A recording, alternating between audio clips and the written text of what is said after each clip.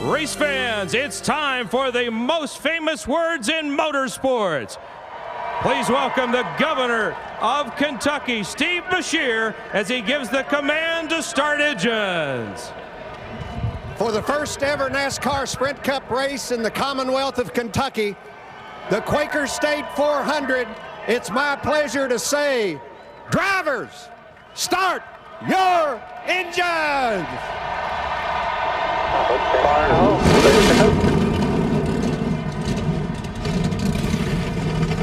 Time to turn NASCAR's fastest drivers loose for a run to the Bluegrass. We're coming back for NASCAR on TNT. On a gorgeous night in the Bluegrass, NASCAR Sprint Cup Series racing on TNT, presented by KFC. Oh my, they couldn't have dialed it up any better than this. Check it out, 85 degrees, humidity at 56%, and things look great for the rest of the evening as we get set to go racing for the first time ever at the Kentucky Speedway. Hello and welcome again, everybody. With Kyle Petty and Wally Dallenbach, I'm Adam Alexander. So this is the first Sprint Cup Series race right here at Kentucky. We have established that. However, a lot of these drivers have been here before. So Wally, what's it take to get it done here this evening? Well, it's a mile and a half, and these guys run on a lot of mile and a halves. But this place is all going to be about handling tonight. This place is very bumpy and it's rough, and you'll hear the drivers talking about it. I think the guy that's going to win this race is the one that's going to be able to adapt through this race, make the changes. I think the crew's going to be really important tonight on this race. They're going to have to keep up with the track conditions. Let's talk about experience. A number of drivers in this track have been here before, not in a Cup car, obviously, Kyle. So how many dividends does that pay for him tonight? I think it's huge. I think it's huge. You know, unlike when we went to Indy, unlike when we went to Chicago or Texas or some of the tracks that we went to for the first time, 30 plus of these drivers have raced either a truck or a nationwide car here. So they have experience. You look at a guy like Joey Logano. He's won 3 races here, 3 races in a row. So his confidence level coming back into a place like here is huge. Now, obviously, it's a Cup car, totally different. The competition level's up over the Truck Series than the Nationwide Series. But I think it adds to for some of these guys. They have the experience. They've just got to transfer it to this level. Confidence doesn't hurt either when you come to a venue for the first time in the Sprint Cup Series. The Coors Light, the official beer of NASCAR, is the proud sponsor of the Coors Light Pole Award, given to the fastest qualifier at each NASCAR Sprint Cup race. Yesterday's qualifying canceled here due to weather. Kyle Busch starting on the pole because he was fastest in practice here yesterday. As we anticipate the first race ever here at Kentucky Speedway, drivers in their cars making final adjustments. And each one of them has their eye on the big prize. They want the opportunity to put their name on the trophy for the first time here in the Bluegrass. So you talk about inaugural races, and Jeff Gordon, the best in that category, winning the first at Indianapolis in '94. He did the same at Auto Club Speedway back in 1997. And the last time we christened a new track, 2001 at Kansas, Jeff Gordon won there as well. Now we take a look at tonight's starting grid. We told you qualifying rained out here yesterday. Actually got about 22 cars in, but it eventually washed out. Kyle Busch on the pole. Juan Pablo Montoya joining him on row 1. Row 2, Kurt Busch, top 10 finishes in all 4 mile-and-a-half races this season. And Casey Kane, 11 Cup wins, 6 coming at mile-and-a-half tracks. Then there's Jimmy Johnson, the best on mile-and-a-half facilities. Carl Edwards, David Reagan joining each other in row 4. Teammates, of course, Reagan winning last week for the first time in his career. Tony Stewart, not too far from home. He makes home in Columbus, Indiana, joined by Paul Menard in row 5. Row 6, you got Regan Smith and Marcus Ambrose. Ambrose still trying to get that first career win. Row 7, Jeff Gordon, a 4-time champion, and Matt Kenseth, who won on a mile-and-a-half earlier this season at the Texas Motor Speedway. Row 8, how about Martin Truex Jr., joined by Joey Logano. We talked about all of Driver 20's success here in nationwide competition. As you watch the rest of tonight's starting lineup, we hear from Joey. Kyle, what do you got? Hey, Joey Logano, this is Kyle Petty in the TNT booth. You got me? Yeah, 10-4, I got you. Hey, man, with all the success that you've had here in the Nationwide Series and just dominated this place, is this a place, knowing we were coming here for the first time, that you guys circled on your calendar? Yeah, I think so. You know, us being able to do that tire test here really helped out a lot. And I was at that test day here and everyone getting the lap side here. I think it takes my advantage away quite a bit. The big thing is the tire is quite a bit different than what I've run here in the past. So it's changed the lineup on the racetrack a lot. Yeah, you know, yesterday we heard you in one of the practices, and you're starting where you're starting, but I think you guys felt like you were going to be a little faster if you had gotten to qualify. But how rough is the racetrack? You talk about the tires. Is the Cup car that much different than the Nationwide car, along with the tires and the roughness of the racetrack? Yeah, I mean, I think the tire itself is what's the biggest difference. You know, the racetrack is pretty bumpy, but, you know, I learned a lot here last night just with the tire and what I need to do inside the race car to help myself and you know, to give the right information to Zip and the guys to give me the best Home Depot car possible here. So hopefully I can use some of that stuff we figured out last night to improve our car tonight. All right, man, good luck. We know you know the way to victory lane. We'll see you when this thing's over with. All right, man, thanks, appreciate it. Plenty of stories to tell up and down the pit lane, so let's make one last trip there. We begin with Chris Neville. Well, in the last 2 months, Matt Kenseth has gone from 10th to 5th in the championship. Last weekend, he pushed his teammate to victory, and he's been one of the strongest drivers this year on mile-and-a-half tracks. I talked to crew chief Jimmy Finning earlier today, and he said he's still scratching his head about the setup on the 17 car. Even though this is the car that won Texas and finished second at Michigan, he said it just doesn't like the bumps here at Kentucky. He said it's either way too loose or way too tight. Matt?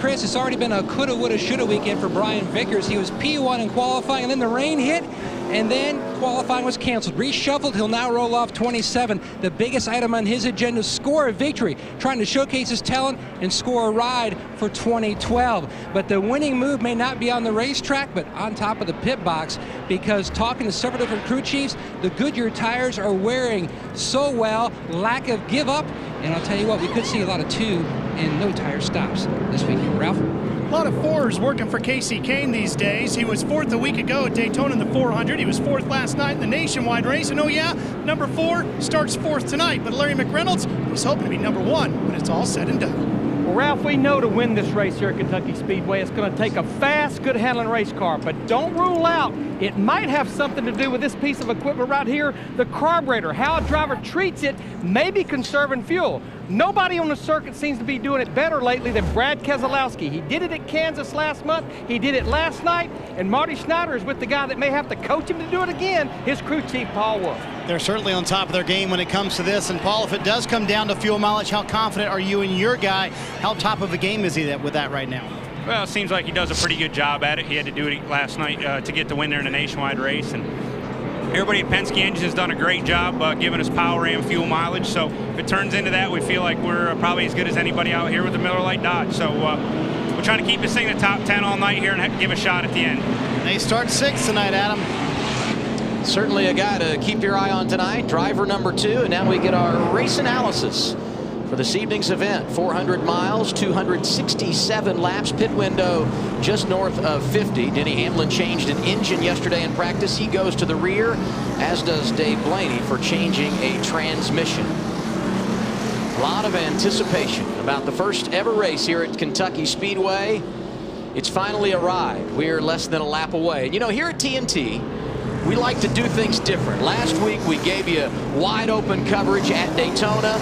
Tonight, if you weren't one of the lucky 107,000 people to get a ticket to this race, doesn't matter. We're glad you're with us on TNT, and we're going to make you feel like you're right here at the racetrack, because we've got 40 extra microphones around this mile-and-a-half facility, so you can hear exactly what the fans are hearing here at the Kentucky Speedway. It's Inside Tracks Enhanced. Thank goodness there's no extra in the booth. True. Just around the racetrack. But I am looking forward to hearing this.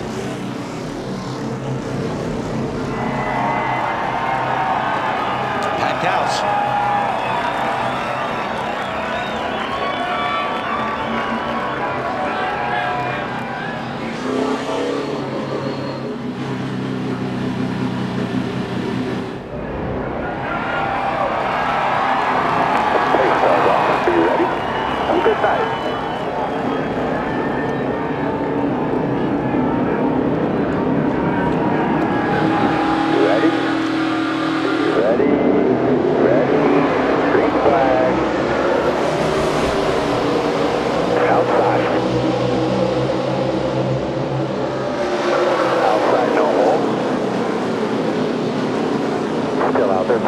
only. Closing up behind you, outside 42 only. Still there, you're clear. 4 only. Top, 2 wide top.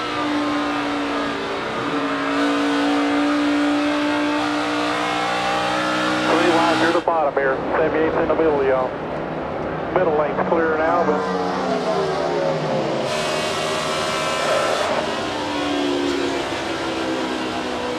all clear, buddy. All clear.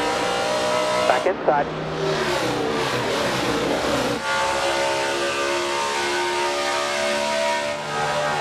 In. Still there. Still with you. Still there. We're coming back to you.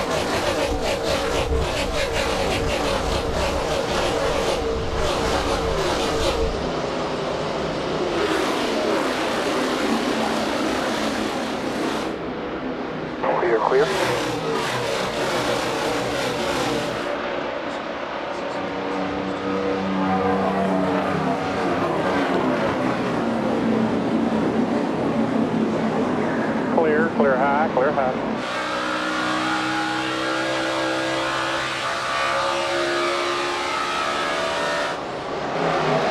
Looking low here, inside trunk.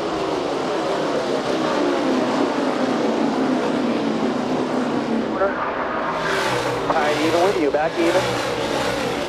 We're behind him, 1 of the 6, high. Things sounding good at the start of this race, and things feeling good for Kurt Busch. We could be third of the lead. We could be out of a job. Okay, we could. Yeah, that sounds pretty cool. That's okay. I'd like to sit at home and listen to that. That was really pretty good stuff right there. They may be from Las Vegas, but the Busch brothers, Kurt and Kyle, making Kentucky their playground tonight. Kyle started on the pole. Kurt has grabbed the early lead and led the first 4 laps. Yeah, Kurt made a pretty strong move right when the green flag dropped. He went down on the inside of Montoya and didn't take long to get him out front, but little brother's not letting him get too far away. No, and you watch where these two guys run on the racetrack. We've heard a lot of drivers talk about the character of the racetrack or the bumpiness of the racetrack, whatever you want to call it. And they all said if you run high, you go above the bumps. If you run low, you're below the bumps. And watch where these two guys are. One's high, one's low. They're not running in the middle of the racetrack. And the middle of the racetrack seems to be the bumpiest part of the racetrack. Matt, what's up with Kurt Busch? Adam, when you take a look at the grill on the 22 of Kurt Busch, you can see he's got a white piece of debris covering up that bottom right-hand corner. His spotter, Chris Osborne, told him, keep an eye on your gauges. If that temperature does rise, don't be surprised you see he and his brother swap spots to try to take some pressure off that grill and get rid of that debris, Marty.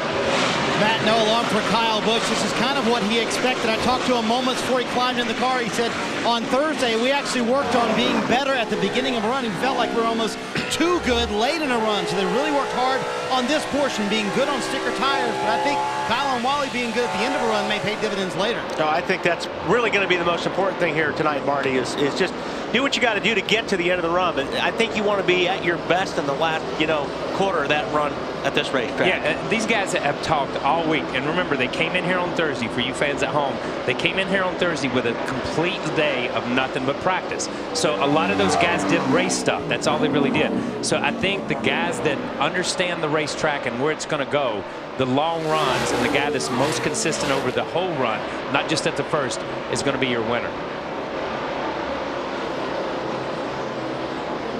Good racing here, and we look at a replay right off turn 4. Ryan Newman, Jeff Gordon having a little contact.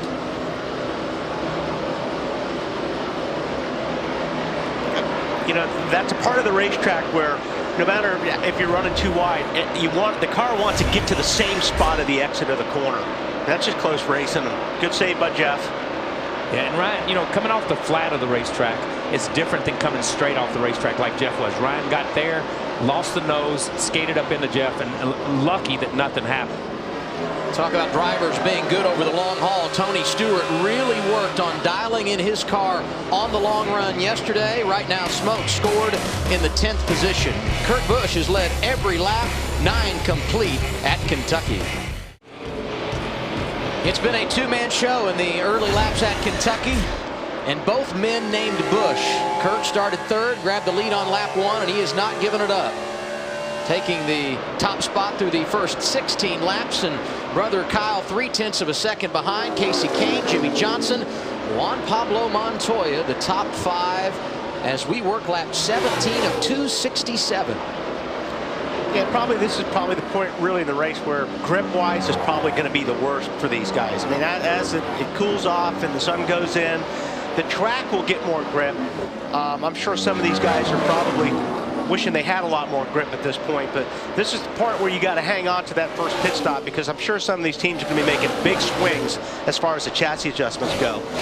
And the track going to change as well, Kyle. A lot of sunshine right now, but we'll see darkness before this night is over, obviously. I found it really interesting in Larry's tips and his keys to the race when Zippy said this is going to be like Charlotte. It's going to start as one racetrack, end as another racetrack, and you've just got to fight to keep yourself in that top 4 or 5 and have a position to do something at the end. I never thought about really this racetrack playing out that way.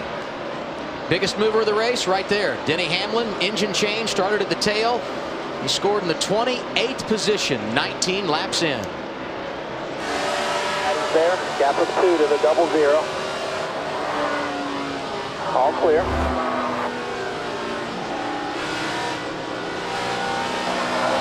Double 0 running the bottom, looking inside, barely there.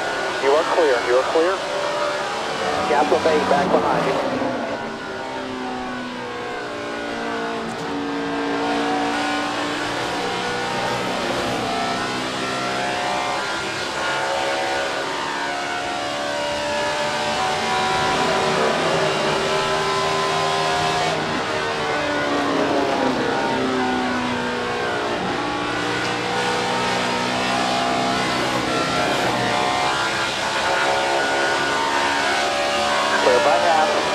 This time by.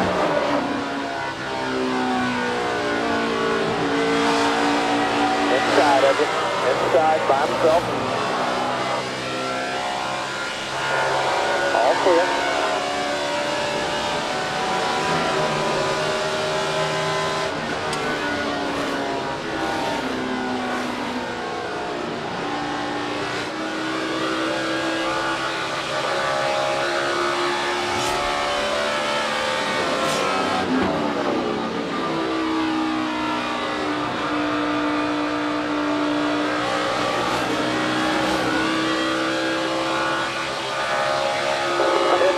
Front brake in it. Okay, 10 quarter.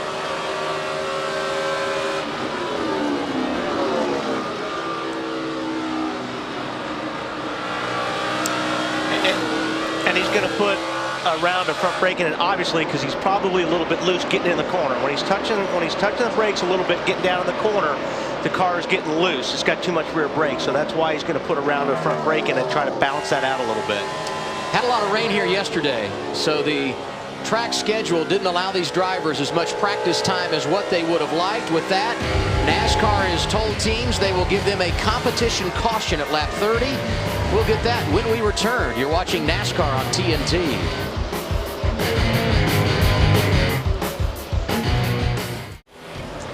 Back at Kentucky Speedway, who do you think will win the inaugural Cup race at Kentucky? Cast your vote in the KFC opinion poll now, only at NASCAR.com. Just a few laps away from a competition caution. And Greg Biffle feeling aggressive early in this race. He's gone from 21st to 14th. New dad, he and wife Nicole this week adding Emma to the fray, and we congratulate them. And Larry, as we close on our competition caution, what do you anticipate here? Well, I truly believe the drivers at the front of the pack, I think with being well over halfway through a fuel run, they will probably go with 4 fresh Goodyear tires. But don't be surprised to see some drivers that's back in the field. Go back to what Greg Zipadelli said. Need track position, may roll the dice, get her full of Sunoco race fuel, but maybe just right side tires trying to get some of that position. You're going to have to make a pretty big swing at the chassis on those guys, aren't you, Larry? I mean, obviously, if you're back there, you're trying to get track position because you're not working. So if you're going to go with 2 tires, you're going to have to really make the right calls here on the changes to the car. Yeah, honestly, Wally, I think I see a lot of drivers right now that's going to have to make a big swing at these race cars. I know Kyle Busch, Kurt Busch, those guys up there, they look pretty solid right now, but I heard you guys talking during break. There's a bunch of drivers they've got their hands full right now. Yeah, you can see some of these guys are steering to the right at least once when they're getting down on the corners, which means the car's loose getting in. Caution is out. And there is the competition caution coming 30 laps into the 267 that make up tonight's event here at the Kentucky Speedway. Kurt Busch has led all 30 laps. Told you, Greg Biffle feeling aggressive early, Wally. He goes to make the move on Logano, and you know, that wasn't anything intentional. It's just, I think he was just trying to cut it as close as he could and got into him just a little bit. Like Joey may got a little bit loose there too. Yeah, Biffle got back to the gas really, really quick and just closed that gap. You watch right here, Biffle picks up the throttle, and Joey's there. There's nothing. I think Joey got loose because you can see the flame come out of the exhaust pipe as soon as Biffle got in. So I think that's what really happened there.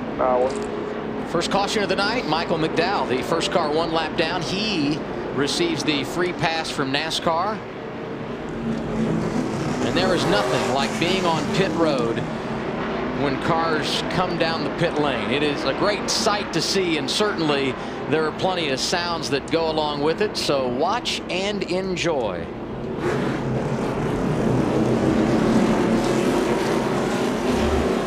$42.50. 42. I'm going to give you the 8 away. $42.50. 8 away. 5, 4, 3, 2, 1. Get the grill, guys. Get the grill. 1, 2 tires.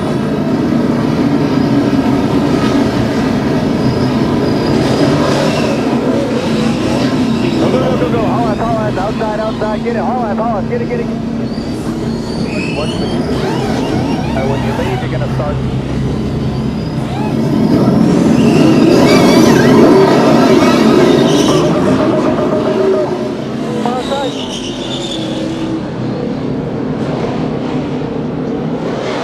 Right side tires for a number of drivers.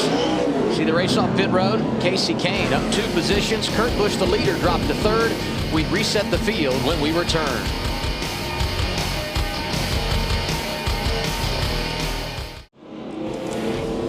NASCAR on TNT back at the Kentucky Speedway. We have just wrapped up a round of caution flag pit stops. The race leader when things started was Kurt Busch, but he had some problems getting off pit road. Yeah, the pit stop was good. You'll see he had to maneuver around and through and kind of have to slow down for a couple guys, so he did lose a couple of spots.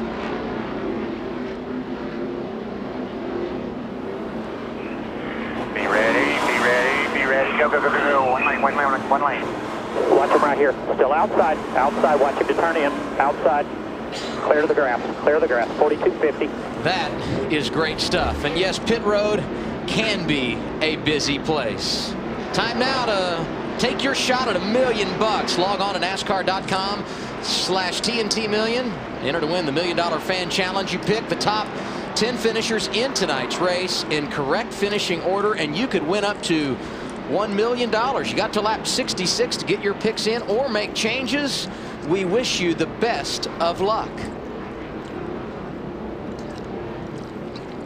And tonight's green flag restarts presented by American Ethanol. American grown, American made, powering NASCAR.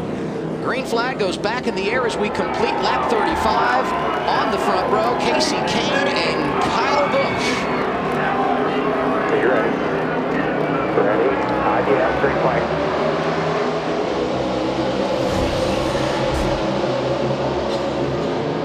One outside. Still there. Wow.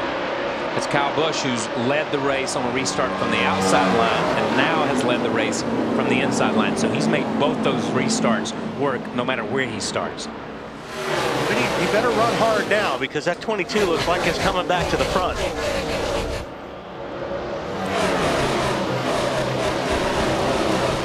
So let's recap what happened on that first cycle of pit stops, and we start with Chris Neville. Well, as I said earlier, Jimmy Finnig wasn't so sure about the setup on the 17, but in that first 30 laps, Matt Kenseth went from 13th up to 9th, so that car working pretty well. He says early in the run it's a little bit loose, but then it gets tight, so they did make one air pressure change to the right rear, 2 tires on that car, but they lost 5 spots in pit lane. Jimmy Finnig thinking that other cars didn't take as much fuel. Matt? Our TNT audio and video documented well just how tough it is pitting on the turn 4 side of pit road. You saw how Kurt Busch lost those couple spots. They made a track bar adjustment, and he said the tires aren't giving up like he thought they would, so don't go aggressive on the air pressure. He is trying to make his way back to the front route, settling in 3rd. Matt, the number 4 of Casey Kane's a little tight on entry, so they put a half a pound in the right rear tire, gave him 2 fresh tires on the right side of the car, and raised a track bar 1 round to try to help deal with that handling issue. Marty? Ralph, Kyle Busch came in second, left second, but it didn't take him long to take the lead. All they did on this stop, it was 2 tires all the way, but he was a little too free, especially getting into 3, quarter round down on the track bar, Adam. And he's feeling good about his race car right now, Marty, because he just went up to the runner-up position around Casey Kane, and Jimmy Johnson picking on the 4 car as well. He goes to the inside for 3rd. All of this behind Kyle Busch, who has opened up a lead of 0.6 of a second since the restart. These guys have been right here. These guys have been pretty much trying to wreck each other here for the last 3 or 4 laps. They went 4 wide coming across the start-finish line a couple laps ago, and Newman slid up and Gordon came down. Here we go, and look at this. They just go 4 wide here, and as they go through 1 and 2, there's not enough racetrack. Guys are sliding all over the place, so this has been pretty good racing back here. And we've already seen Newman in the 24, and I think that was a little bit of, okay, you've done it to me once, and now you're on my bumper again, banging on my rear bumper. And Jeff just kind of checked up or whatever, got him bunched up, and now he's driven away from the 39. How does the 24 feel about the exchange, Ralph? Well, he's having a rough night out there, Adam. He said he has been sideways on entry into the corner. Says way off in the handling department, very loose in, plowing through the middle. They gave him 4 tires and adjusted the wedge and the air pressure to try to help things get balanced out for the number 24, Jeff Gordon. But boy, he's got his hands full early on here tonight. I think his teammate, rock solid. Jimmy Johnson up there challenging the 22 of Kurt Busch, and we know how good Kurt was in the first 30 laps of this race. Also got to give a nod to Denny Hamlin. Engine change. How about plus 19 positions? He's up to 21st. I'll tell you another guy I've been kind of keeping an eye on here is the guy in 5th place, Carl Edwards. He's been cranking out some really good laps. Even before the pit stop, he was making his way forward, so don't count him out. 1.5 miles have been good to him. 10 times he has won at these kinds of tracks. We talked about Denny Hamlin, Dave Blaney, Dale Jr., David Rudiman, Kevin Harvick, all double digits in the plus column when you look at the positions they've gained tonight.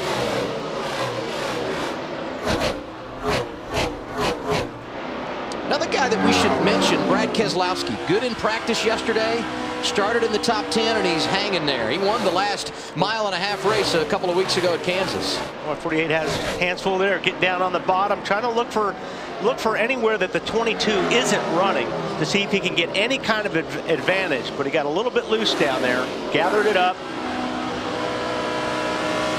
And that's the hard thing about down there in 1 and 2 with that bump. You know, you can't follow somebody through there. And Jimmy's car is really good. You see, some of these guys are talking about being free getting in the corner. You see Jimmy kind of roll out of it, get to the bottom and pick up the gas, and he closes right there. He's really good right through the center, but when you're running that high line, the momentum you have carries you down the straightaway. How's Jimmy feel about it, Matt? One of the biggest hinders for Jimmy and so many other drivers tonight, that entry into turn 3, flat and bumpy, upsets the race car. Jimmy said the car is really good down in turns 1 and 2. So Chad Canals went back to his playbook from practice. He made a track bar adjustment and only took on 2 tires. It helped the car in practice. They're expecting the same here tonight. And that's one thing, and we've talked about it before, Kyle. The worst thing for a race car driver is being loose getting into the corner. You can deal with tight in the middle, even loose in the middle, loose off. But when a car is loose getting in, it's a handful. It is hard to save. It's hard to save because that's where the car is freest. You're turning in, you're putting steering input into it. The car is flattening, the racetrack's flattening out, and the car kind of has no feel at all to it when you get there. And if anything goes on, you don't know which way to turn the wheel to catch up to it. sometimes you can't. When you're loose getting in, it's hard to keep up with it. Carl Edwards lost the point lead last week, but I agree with Wally. He's feeling good here tonight. The confidence flowing as he closes on Casey Kane for 4th in the running order. No issues for driver 18. He's got a 2-second advantage. Kyle Busch out front at Kentucky. But the Jackman and the Gasman did not get that call right there. Now, we know all year long the Richard Petty Motorsports cars, they've not been getting the greatest fuel mileage. These drivers are getting about 4 miles to the gallon, which equals about 2.5 laps per gallon. If they're 5 gallons shy, they're going to have to pit about 10 to 12 laps earlier than the other drivers that's full. They'll be coming somewhere around lap 82 to 84. Marcus Ambrose probably around lap 70. Larry, you mentioned the gas man and the jack man didn't get that. You know, and the driver is trained to go when the car is dropped. You know what I mean? When the jack man drops it. Is that what you're referring to? Yes, the jack man is the key to the driver leaving. That's when Marcus Ambrose will go. Unless he's been told to wait on a verbal signal, his signal to go is when that car drops, and that's exactly what he did. Marcus Ambrose did right. It's just the jack man and the gas man, I don't think they heard the audible that Todd Parrott called for 2 tires. No doubt about it. Communication always key.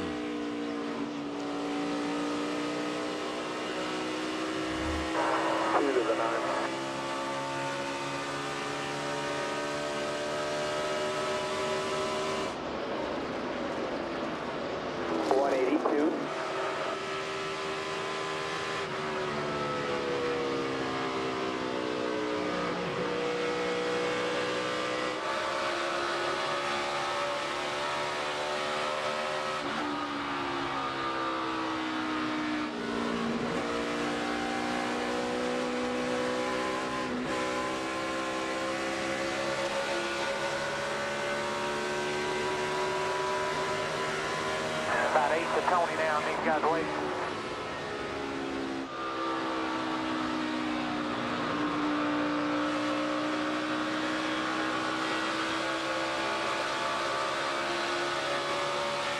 Clear by 4, clear by 4. So you're running dead on the bottom.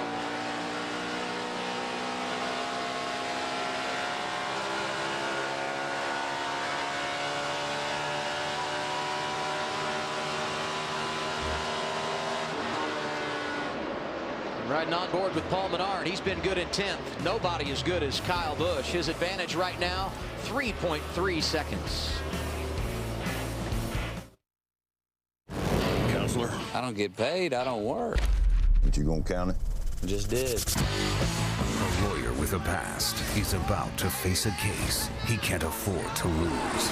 Matthew McConaughey, The Lincoln Lawyer. Get it July 12th. What is that? Oh, we call it the bundler. Let's say you need home and auto insurance. You give us your information once online.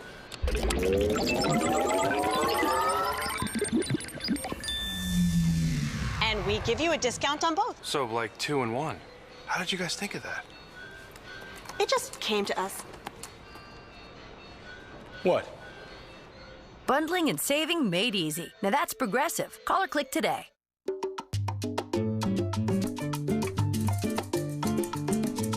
Real fruit means real fruit smoothies from McCafe. Real delicious and made just for you.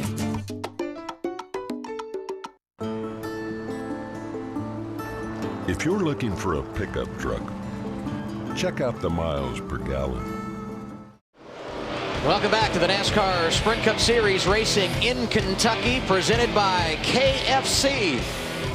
And Kyle Busch laying it on him. He's got a 2.9 second advantage, and now it's time to check in on the AT&T Fastest Pit Crew Award. Here's a look at the standings following last week's race. Paul Menard out front. Text the car number for the pit crew you think will average the least amount of time on pit road in today's race to 234-567. AT&T, the nation's fastest mobile broadband network, is getting faster with 4G. While we were away, Marcus Ambrose had to come down under green. It was all a part of that fueling issue that we documented a moment ago under inside tracks. Yeah, and I want to show you what happened. You know, we heard the little piece that we played from the inside tracks here. Watch the gas man. The gas man is in this car. During the commercial, he only holds the gas can in for 4 or 5 seconds. He thinks he's going to get a chance to fill it with the second. 4 or 5 seconds, a can drops in probably 8, 9 seconds. So really, he only got half a can, which is only 4 or 5 gallons of fuel. But either way, yeah, even if he got that whole first can in, he's still going to be short. Toast, he's still going to be short on fuel. Yeah. But in the meantime, Marcos has come back down pit road because when everybody else has a full tank of gas, he only got maybe 4 or 5 gallons of gas, which is only 10 or 12 laps, whatever it may be. He was 14th when he pitted. Now he has scored 1 lap down in the 35th position. And you saw David Reagan, last week's winner, going around another prospective first-time winner, Paul Menard. They were battling for a position just outside the top 10, and Matt Kenseth trying to rally back into the top 10 as well.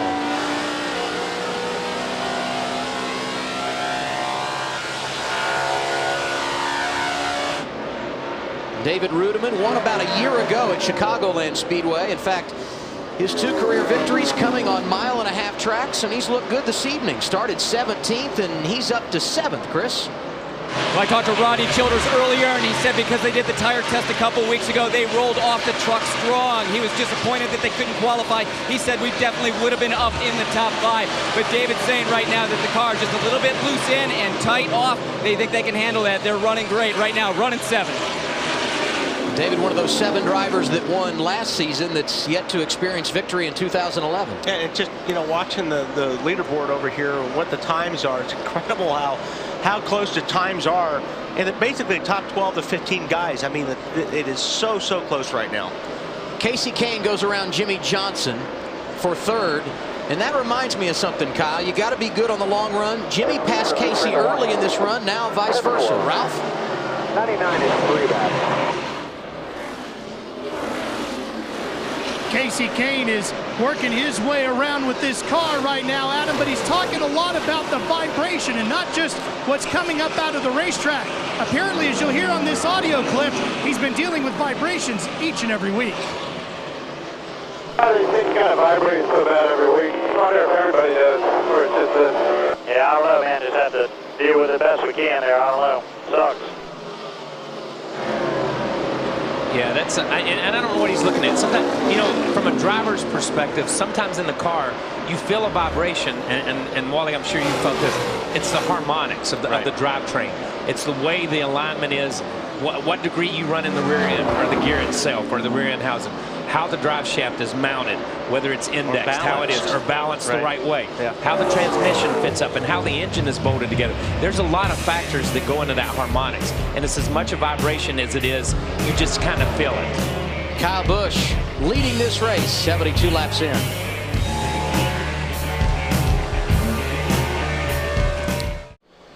The cycle of green flag pit stops began while we were away. David Rudiman got it started at lap 72. Kurt Busch, who has led a bunch of laps tonight on pit road, at lap 78. Let's follow the stop. Be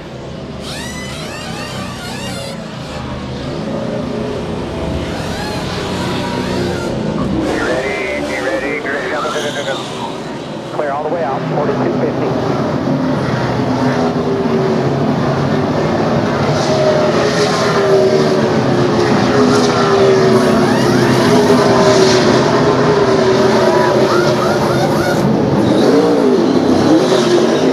All the way to 42.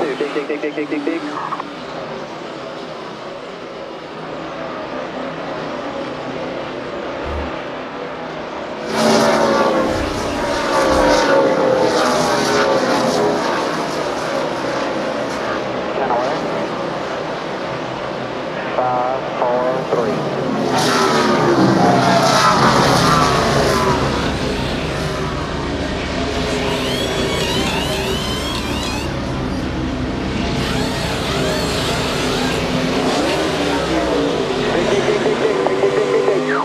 Clear all the way out to the grass. Second off.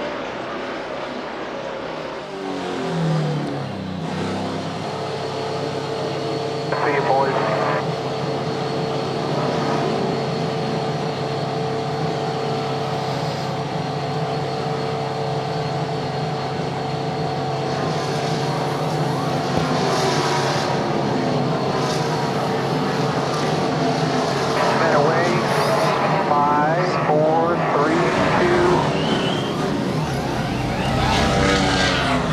micro, bud. Water temp look okay, KD?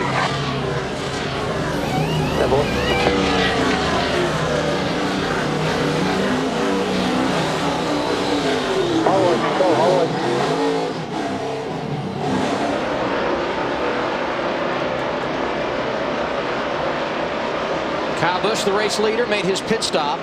Landon Castle, the only driver yet to come down the pit lane under green. Last time he pitted, lap 33, so he has inherited the race lead. And you know what happens when we have green flag pit stops? We have pit road penalties. Brian Vickers too fast entering. He had to make a pass-through penalty. Let's look back at these green flag pit stops, starting with David Ruderman and Chris Neville. Yeah, right before we went to break on lap 72, David Ruderman came in. He said the car is tight in the center and tight off. So quarter round a wedge out of that car, 4 tires and fuel. Matt? Kurt Busch chasing his 7th win on a 1.5-mile racetrack. His biggest hindrance at this point, the car absolutely too tight. As he drives it down in the corner, his team made a significant wedge adjustment to try to fix the double deuce. Ralph? Well, the 4 of Casey Kane, they made an air pressure adjustment and went down a half a round on the jack bolt. And they also put a rubber in the right rear, took 4 tires and fuel. Still trying to adjust this number 4 to a position where he likes the handling, Marty. Oh, Kyle Busch loves green flag pit stops. Ralph, here at Eddie DeHaan calling him into the pit stall. That is his spotter. They linked in their lead over his brother Kurt Busch. The car was just a little bit too loose. Kyle said, if you can get those front tires to work better for me, that would be great. Quarter round up, right rear and wedge. Clint Boyer almost lost it, getting off a 4 there. Good save. Take a breath here. Keep it back. 5. Boyer right now 1 lap down, being scored back in the 30th position. Landon Castle gave up the race lead. He makes his pit stop at lap 84. And we look back at what you were talking about. Just there in the frame, just got sideways, getting off the corner. And a lot of these guys are, like I said, struggling with the cars being loose. And just struggling with rear grip. But, you know, it was interesting, you know, what Marty said. You talk about Kyle Busch extended his lead over his brother. He's probably, if not the best, one of the top 1 or 2 as far as that in-lap and that out-lap and extending that time. He picks up a couple of seconds coming on the pit road and a couple not actually on pit road itself. It's just through 3 and 4. And when he leaves, he picks up time on the flat of the racetrack. And it's just a second here, a half second there, and all of a sudden you don't have to drive as hard on the racetrack. You let the car do all the work. Kyle's probably as good, if not the best, at doing that. The other thing that I found interesting during that round of pit stops was when Tony left his pit, you heard Darian Grubb say all the way to the 42. The 42 is 8 pits away. So he knows 8 pits away, you got to go hard all the way there. Obviously, they know where the scoring line is. So timing line. Timing line, where the timing line is. So he had that figured out, and he and Tony had talked about it. You can go all the way from there to the 42 car's pit, and then you've got to slow it back down. Casey Kane working on his race car throughout this night. 3rd right now, and right behind him, Carl Edwards. This happening more than 4 seconds behind the race leader. And right now is Kyle Busch. He's already got a win this weekend. Won here Thursday in truck competition. He's dominating tonight.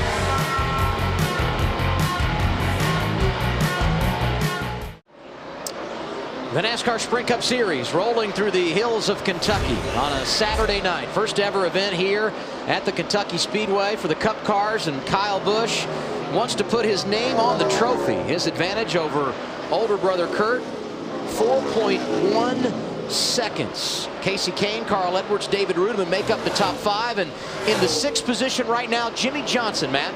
Success is all about the team. Earlier in the race, Earl Barber, the spotter, was telling Jimmy he was running lower than anyone on the racetrack to maybe adjust his line to help the race cars handle him. The car not bad, down in 1 and 2. His biggest issue entry into 3, but their biggest problem appears to be their stop on pit road. And we have got to do a better job on pit road. We just got annihilated there. You know, that's the thing. Everybody's running so close. I mentioned earlier, the top 10 or 15 guys, I mean, it's like 31.1, 30.12, 31.23.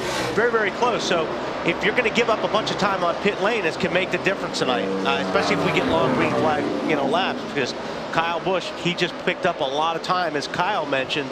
not on pit lane per se, but getting up to speed and slowing down. Hey guys, this has been, quite honestly, one of the Achilles heel of Jimmy Johnson's race team all year long, is not getting the job done on pit road. I know they've taken on a new format. They basically have practice every week, and Chad Knaus and Steve Letarte post a roster. This is who our pit crew will be this week, and it can change from week to week, but they continue to search, and I think they will for the next 9 races till we get to the chase, about what is the right pit crew for this 48 car. Yeah, let me ask you something, Larry. You say it's been an Achilles heel all this year. What about the chase last year when they changed teams halfway through the chase? How long can this team let this be a problem for them? No, you're right. It's plagued them much longer than just the 17 races we've had this year. But they've got to get that fixed if they want to indeed even be a contender for their 6th consecutive championship. Well, Carl Edwards was the point leader entering last week at Daytona. Finished 37th. I think he's battling through the adversity nicely. He drove around Casey Kane like Kane was riding the brakes. Edwards up to 3rd behind the Busch brothers, Kyle and Kurt, who are out front 97 laps in.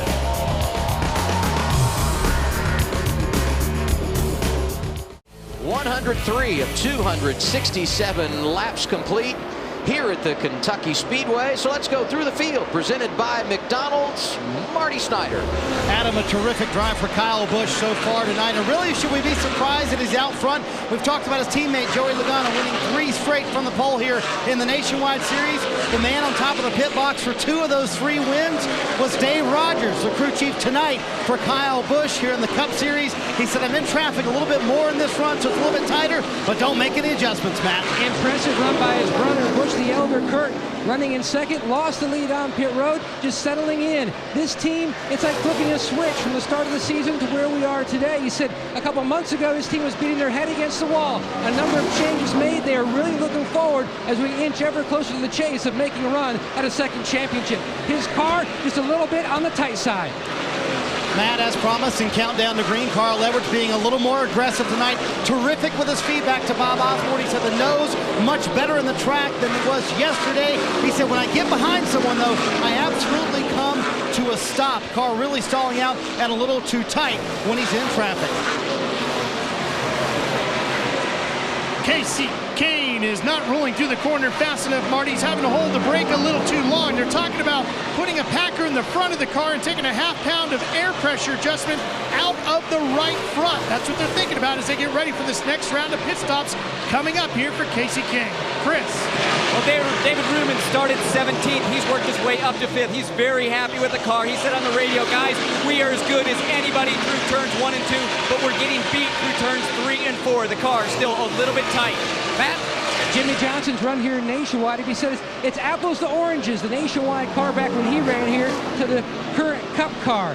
The biggest thing is just learning as we go through different cycles tonight. Already looking at track temperature, we've seen almost a 20-degree change. 115 at the beginning, about 95 right now as he's in the 6th position.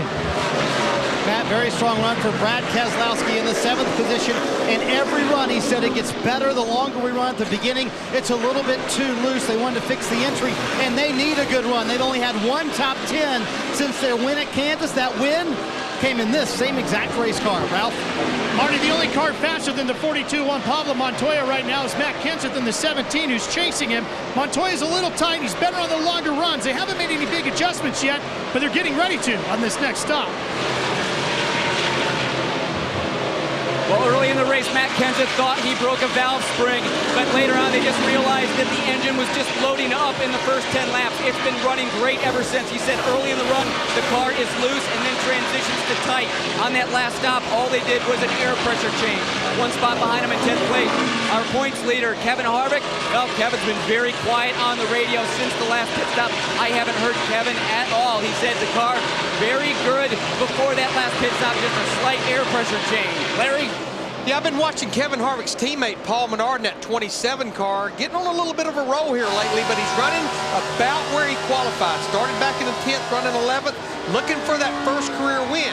The guy that got his first career win right behind Paul Menard David Reagan in that 6 car, again, not making a lot of noise here early, started 8th. He's running into 12th. But guys, the driver I've been watching since the drop of the green flag, the winner from Michigan a few weeks ago, Denny Hamlin in that 11 car to the rear of the field because of an engine change. With the aid of only 1 caution, he's on the verge of cracking the top 10, but he needs another caution to kind of make up the rest of that ground.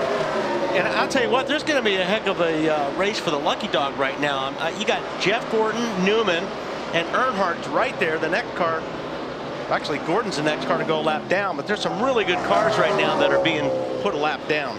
And Jeff Gordon driving as hard as he can right now to stay on the lead lap. Should point out Marcus Ambrose is 2 laps down now. He had to make another pit stop. He's out of sequence because they didn't get the car full of fuel on that opening stop of the night. And now we got a great battle. Inside the top 5, Casey Kane, Jimmy Johnson, David Rudiman all going at it for 4th. Clear quarter.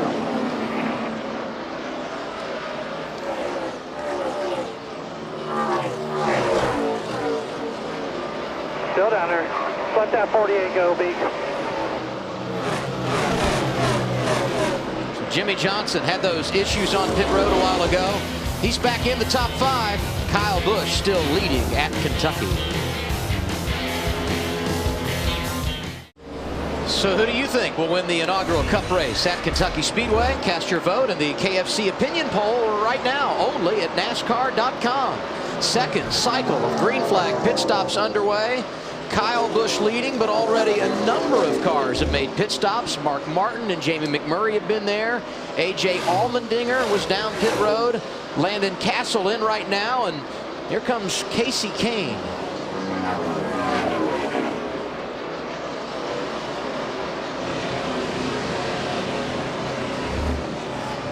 Ball coming, 10 away. Keep on coming. Keep on coming. You're about 5, 4, 3, 2, 1. Real straight from the brake.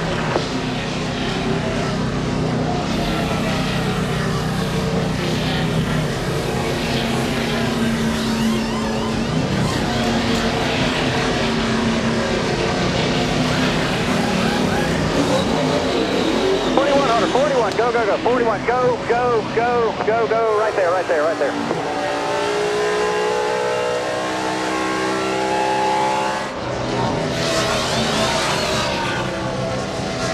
Keep it revved up. Keep it revved up. Go hard, go hard, go hard, go hard, go hard, go hard, go hard, go hard.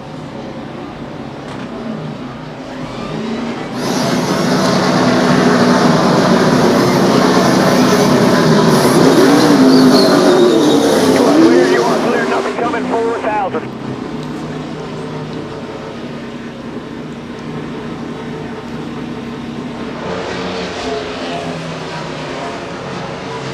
Four, 3, 2, 1, stop, stop, perfect.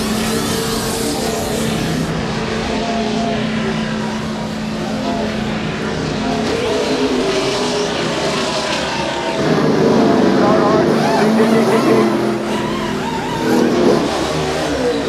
Go all the way, all the way, all the way, all the way, all the way.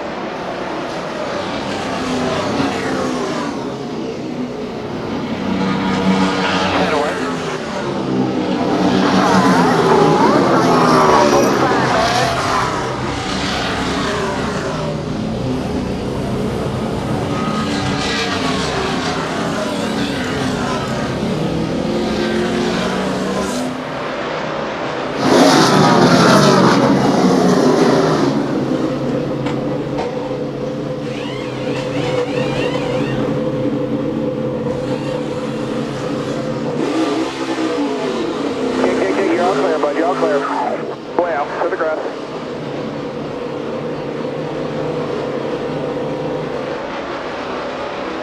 Four tires, guys. One round down on track box.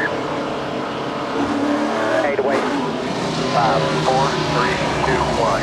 Wheels straight, but on a brake.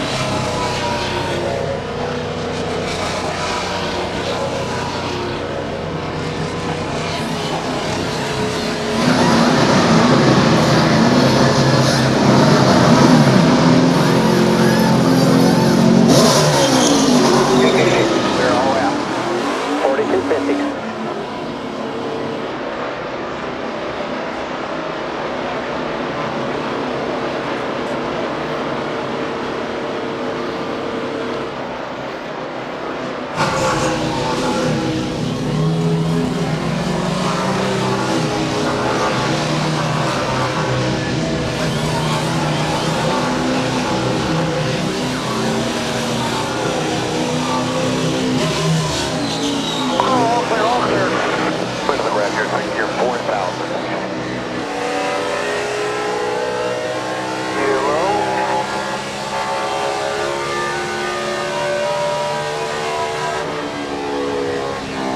Back to the 16 and a pitch this time. 4,000 at the line. Coming to you, boys.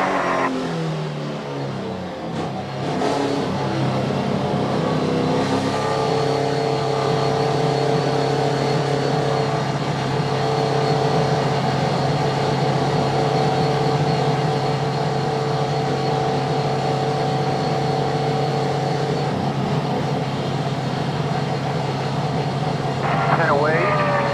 5, 4, 3, 2.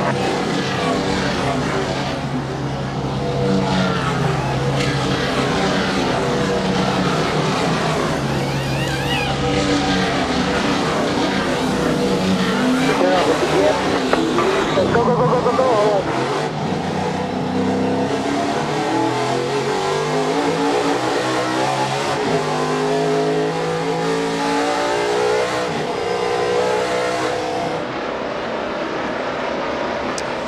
Our second cycle of green flag pit stops is complete.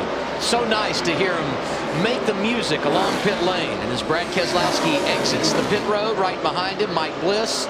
He had a pass-through penalty, too fast entering. Surprise, surprise. When the green flag stops began, Kyle Busch leading. His advantage now, he's way out front of second place, Carl Edwards. Kyle Busch, the race leader, your top 5. Carl Edwards, Kurt Busch, Casey Kane, Jimmy Johnson. Edwards really making some gains on that cycle of stops.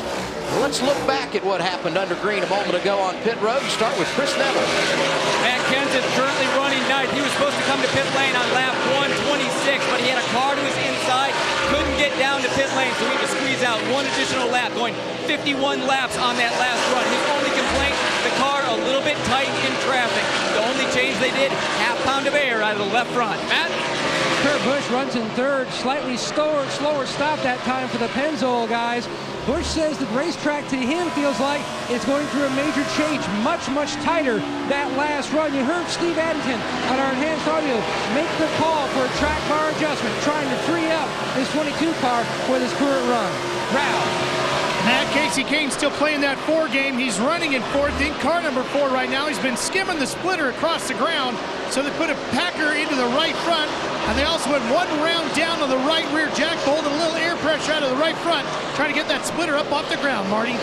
Boy, Ralph, is this race playing into Kyle Busch's hands. He's wearing him out on fuel mileage, and he's also faster than everybody else and gaining time on every stop, lengthening out his lead once again. And all they did was it was a little too loose at the beginning of the run. They went up a quarter round of wedge in the left rear, trying to get it a little bit tighter at the beginning of the run. But boy, they are fine-tuning this 18, Adam. Off in the wind, didn't he? And then, you know, a little bit loose really does play in his favor because this track will get a little bit tighter as it cools off. But he pretty much can run wherever he wants, Kyle. What I've been watching him, he's just, oh, hey, this is definitely going to close things up. Second caution of the night for debris on the back straightaway. And the lead is gone for Kyle Busch. That's about all the chance some of these guys had to race that 7 to 8, 9 second gap. Mark Martin gets the free pass. Right now, he's scored in the 20th position. Tonight's Goodyear Superior Performer is Joey Logano. Talked a lot in our pre-race tonight about how good he has been at Kentucky. Well, he's made 4 nationwide starts here, and he's won 3 of them. 3 poles. He's really good, and he is tonight's Goodyear Superior Performer. Right now, Logano on the lead lap, scored in the 18th position. How about prior to Martin getting the lucky dog, there were 300 cars down a lap. When's the last time you saw that in a race? A long time. Yeah. I mean, the laundry list of names a lap down. You talk about the Hendrick cars. Dale Jr., Ryan Newman is there. Jamie McMurray, Martin Truex Jr., Jeff Gordon, A.J. Allmendinger, Clint Boyer. His car looks awful out there tonight. Unbelievable. Yeah, and you know, it's funny because on Twitter here, somebody said, you know, the guys that are getting lapped are mid-pack cars and always are. So I guess Jeff went at 2 races this year. He's a mid-pack car. I don't know who this guy is on Twitter. But, I mean, these are really good cars that are getting a lap down. Yeah. I don't think they're bad as much as Kyle Busch is really good. Really good tonight. So the leader's going to pit here, and these pit stops will come at lap 141. Kyle Busch, Carl Edwards, Kurt Busch, Casey Kane, Jimmy Johnson, the top 5. And here comes Kyle.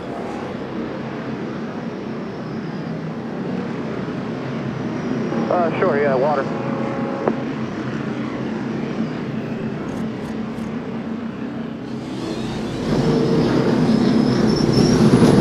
One, 6 cars. Go, 1 lane, 1 lane.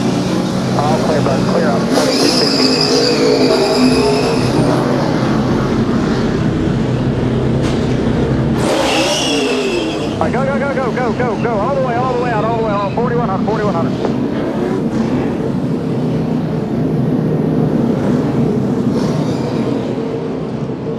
So Kyle Busch comes in the race leader, and the team holds serve. A number of guys going fuel only. The top 2, Kyle and Kurt both doing so. Carl Edwards took 2 tires. He was 3rd coming off the pit lane. We're back to Kentucky in a moment. You're watching NASCAR on TNT.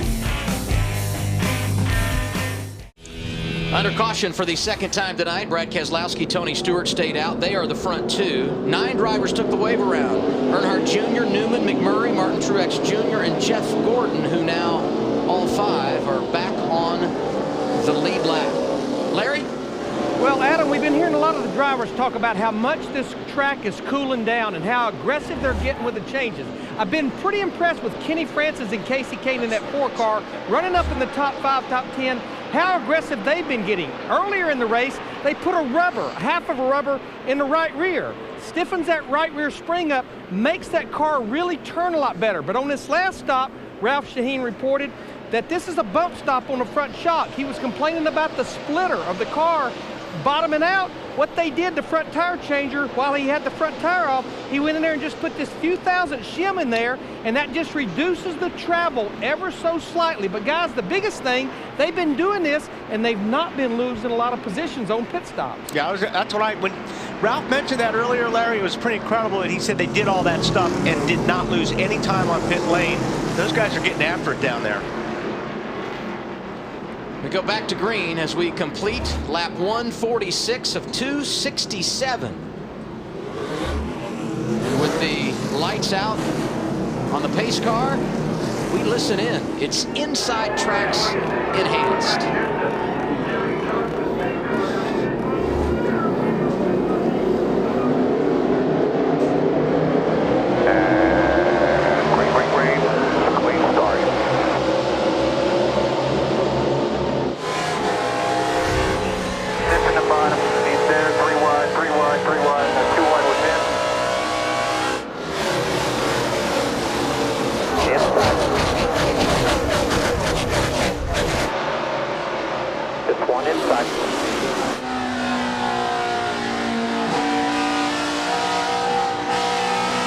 Outside the 16.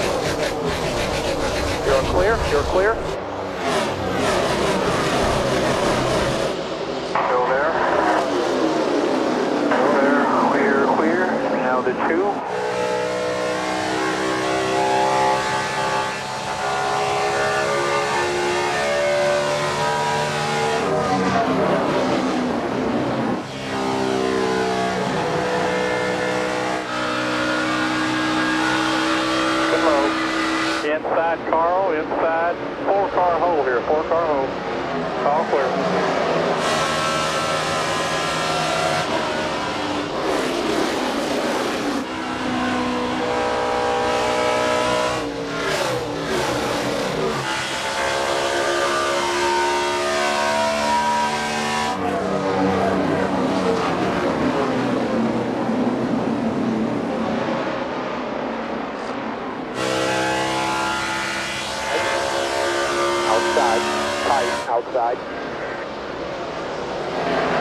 42 will be clear.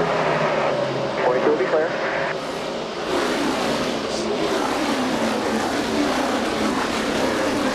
Will be clear.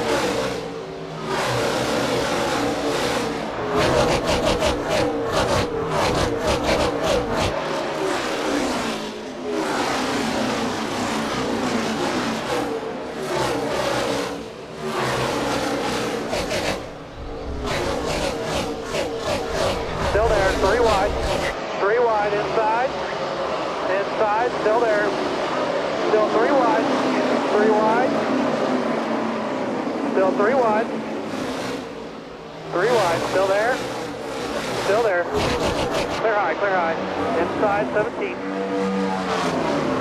Clear all around.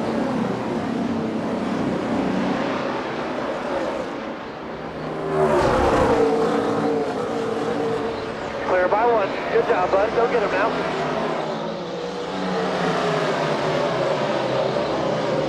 Outside. Coming back to you outside. 42 will be clear.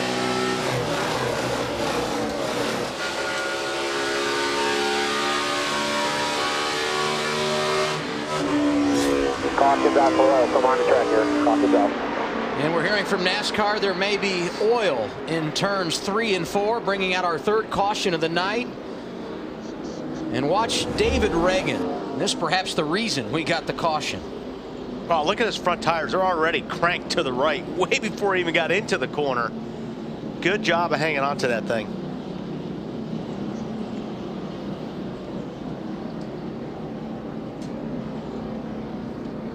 Last week's winner scored in 20th right now. And those guys that took the wave around at lap 145, how about McMurray, Earnhardt Jr., Ryan Newman, Martin Truex Jr., Jeff Gordon, they all come back around. Yeah, that puts a lot of cars back on the lead lap. Labonte gets the lucky dog, so that's 26 cars. And it was was up to like 17, 18 or something yeah, a little 15 while laps ago. ago, it was inside of 20. Brad Keselowski dominated last night in nationwide competition. He's leading right now. What's the report on the leader, Marty? Adam, it's been a very distracting time for Brad Keselowski. They did not pit at lap 141 because they've been having radio problems for quite a while. Here's part of that radio conversation. Got to do a good job here of being able to make it, happy medium while we are in traffic. I got no idea what you're saying, Paul. Anybody home? Joey, Paul, anybody? Radio check, anybody home? So they can hear Brad, but Brad cannot hear the crew. So what they've done, they've turned off all the radios here in the pits, because when the radios are on in the pits, it's a very distracting noise for Brad. That's one of the reasons they stayed out. On the next stop, they do plan to give him a second radio if he can hook that up, guys. Denny Hamlin, the guys that got the wave around a few moments ago, all making pit stops here at lap 153. Everyone else staying on track. Brad Keselowski, the race leader here at the Kentucky Speedway.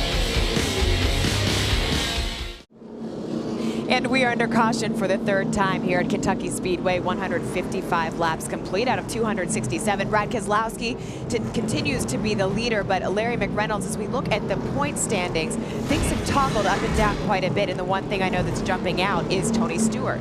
Well, it is, Lindsay, and I know we have 112 laps to go, plus 2 pit stops in particular for Brad Keselowski. But what I'm seeing the points now is Tony Stewart, who we had in the countdown to green, is in the top 10, and something all the drivers love to see. Denny Hamlin with that 1 win from Michigan, he's in the top 10, but Boyer and Newman are out.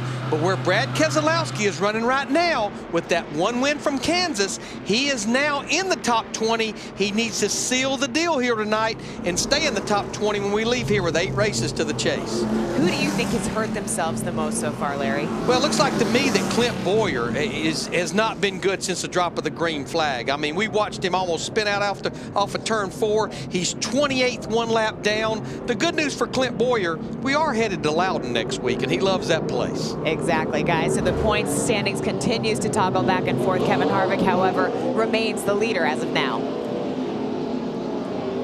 And the Coca-Cola in-car camera on Race Buddy lets you ride shotgun with the Coca-Cola Racing family of drivers. Check it out on NASCAR.com's Race Buddy. Lindsay said it. Kevin Harvick, the point leader, but it's now Kyle Busch who has jumped to second. Carl Edwards moves to third. Beautiful night here in Kentucky for the inaugural Sprint Cup Series race. So far watching these restarts, it seems like both Kyle Busch and Kurt Busch are the strongest for like the first 5 laps, which is a ton because you can put a lot of distance on everybody on those new tires. It seems like in the past so far, Casey Kane has really struggled. I mean, he's back in 19th right now, but boy, it takes a long time for that car to get hooked up. Kyle Busch has led 105 of the 156 laps tonight. Puts him over 1,000 laps led in 2011.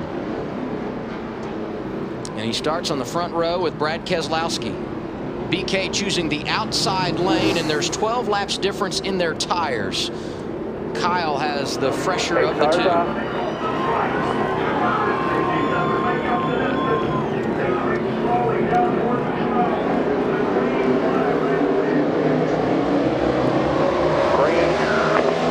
Green.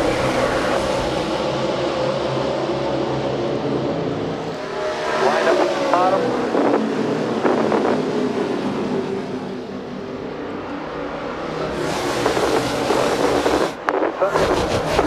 Inside corner, back to you. Inside, on your bumper. All around.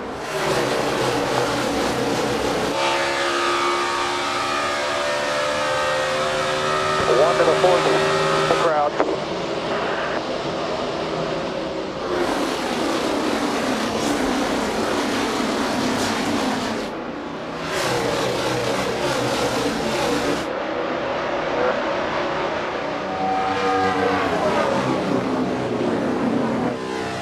Clear. Wow, he drove that thing. There was no way that thing was going to stick. Now they go 3 wide for the lead. That's Kyle Busch in the middle. Tony Stewart making it happen down low. I think the 2 car drove in there so deep, the 18 had to give him a little bit of room, and Tony just had to run on it. How about these guys stayed out under that last caution? They're running 1-2. The racetrack there. I mean, he really pushed up. And he did the same thing. He drove in there really, really hard, tried to stay underneath, and boy, that car just took off. It's kind of an accident that got Brad Keselowski in the race lead with the radio problems, but he's proving he belongs. And he said he's got his radio problems fixed. He switched to his second radio, and a couple of people on Twitter here said, I thought you had to have radio communications with your spotter. NASCAR gives you a chance to fix that under caution or at some point in time. They give you a chance to come back and work on that. If you have no communications, then obviously they're going to bring you in. But Brad said, in clean air, my car is really pretty good right now. And that's why they all have a primary and a backup channel. And we pretty much have seen that all night as far as whoever's out front, it's good. But these guys are racing really pretty hard right here. There's a lot, and this is, like I said, one of those places where you can drive in really hard at this racetrack. You just lose the grip right about halfway through the corner, and that's when you start sliding up. Half a lap ago, it looked like Kurt Busch was going to get around Kyle for third. Now Jimmy Johnson inside of Kurt for a position inside the top 5. That is 4th.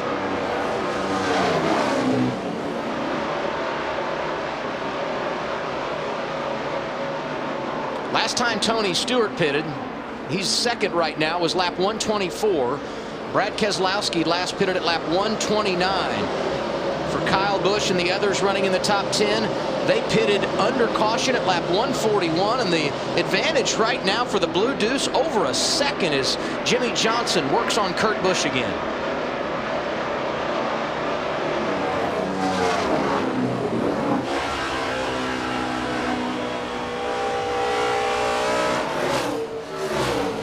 I mean, obviously rolls through the center, really good. Quite, he might have him cleared this time, but yeah, it took him a couple laps. Kurt Busch was really strong on the high side, coming off on the top. But don't forget, all these guys have a little bit different tires right now, and it's really showing up. So what's the latest from Brad Keselowski and his team, Marty? Well, when we went green, Adam, you heard that radio in the crackle. That's what he hears from his spotter. So he does hear from his spotter, but it does break up every once in a while. And now they're going old school with some signals. Know your hand signals for balance-wise. Loose up top, tight on the bottom, right? What's your sheet It doesn't say that, does it? Oh, yeah, you're right. Tight hand on the door, or on the roof. Loose hand on the door. Yeah, I'll follow that sheet. Yeah. I don't know if I can reach the roof. I can reach the A-pillar, though. And that's something, you know, and there again, when they're under caution, it's a lot easier. If you have radio problems, it's really bad when everything is going full bore. You're up to speed, all that noise is coming through the mics, it's hard to hear.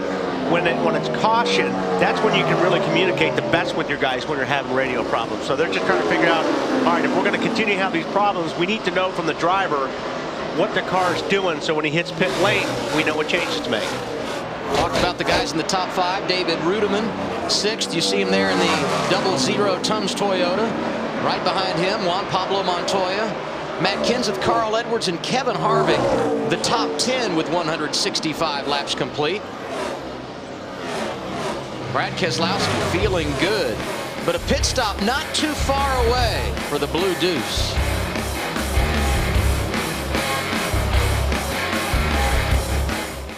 Well, let's take an inside look at what's happening now in the NASCAR Sprint Cup Series, brought to you by Sprint and Evo 4G, America's first 4G phone. Talking about Brad Keselowski and Kyle Busch. For all the latest NASCAR stats, check out NASCAR Sprint Cup Mobile and the Evo only from Sprint at sprint.com/speed. Top speed of the race, you see it there for the Blue Deuce.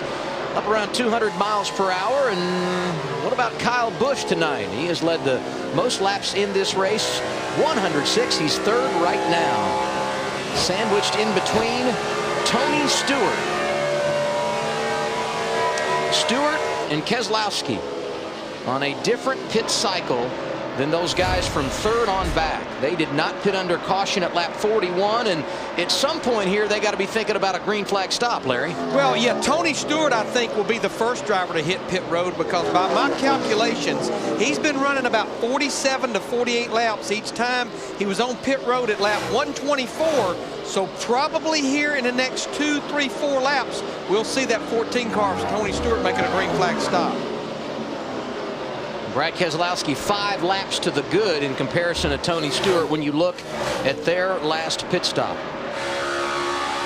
But it's all worked out for BK. I mean, he leads the race, which is good, so you get the bonus point situation, and he's back in the top 20 in points. So as of now, he's hanging on to a championship spot. Wally? Yeah, I just think it might take more than that one. It might. You know? And this would be number 2 for him, which would be great. Yeah, and he needs that. That's what I'm saying. I mean, everybody's like, well, he's in the top 20. That's great. You know, he may have a spot. You know what? I think it's going to be a lot tougher than that. I think these guys believe it. You know, when David Reagan won last week, he said, yeah, that puts us in position, but we need 2 to be solid. I agree with that. And I think everybody believes that, because you've had so many first-time winners, and there's so many guys who haven't won a race. Like we've talked about Tony Stewart. He's having a great run tonight. I mean, he wins that race, boom. He's there in the top 10. And they're all in front of Brad. And they're all in front of Brad, and that's the deal. We knew long green flag runs could be a part of this race tonight.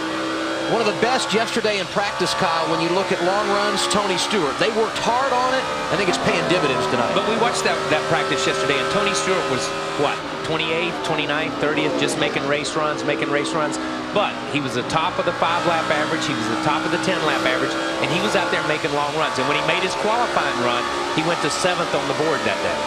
What about it, Matt? Well, you look at the difference just between Thursday's open practice session here at Kentucky, and then on Friday, it was like flipping a light switch. They were off their game a little bit on Thursday, but they really hit upon something, and they've just been trying to tweak on that, especially throughout the night. Team getting their helmets on, closing in on Stewart's next pit stop. But basically, he said the car a little too free. We'll see what kind of adjustments they're going to make here shortly. And this thing has got green for so long, and I think it's going to be important if we don't get into a fuel mileage thing, that, again, everybody's running so close, that track position is going to mean everything, which means your pit stops, in and out, if this thing stays green, that extra 2 or 3 seconds you can make or lose on the racetrack can be a ton. And the word is, it'll be next time around for Tony Stewart to make this green flag pit stop.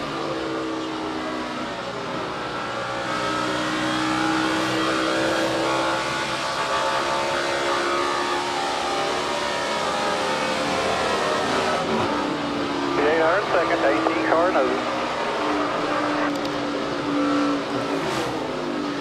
What let's watch him hustle down. He gets down to the third gear, down a second. He gets down to pit road speed, and you'll be able to watch when he makes a pit stop. There's a lot more to it than you just sitting there taking a drink. He's got to get it in.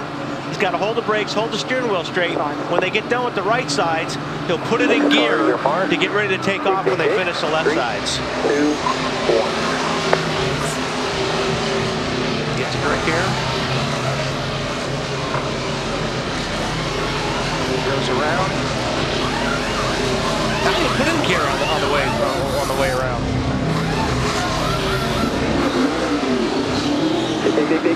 Big, 42, all the way to 42. You got to make sure, like I said, you got to keep those wheels straight. There's a lot going on in just those 12 or 13 seconds. A pit stop for Tony Stewart coming at lap 180.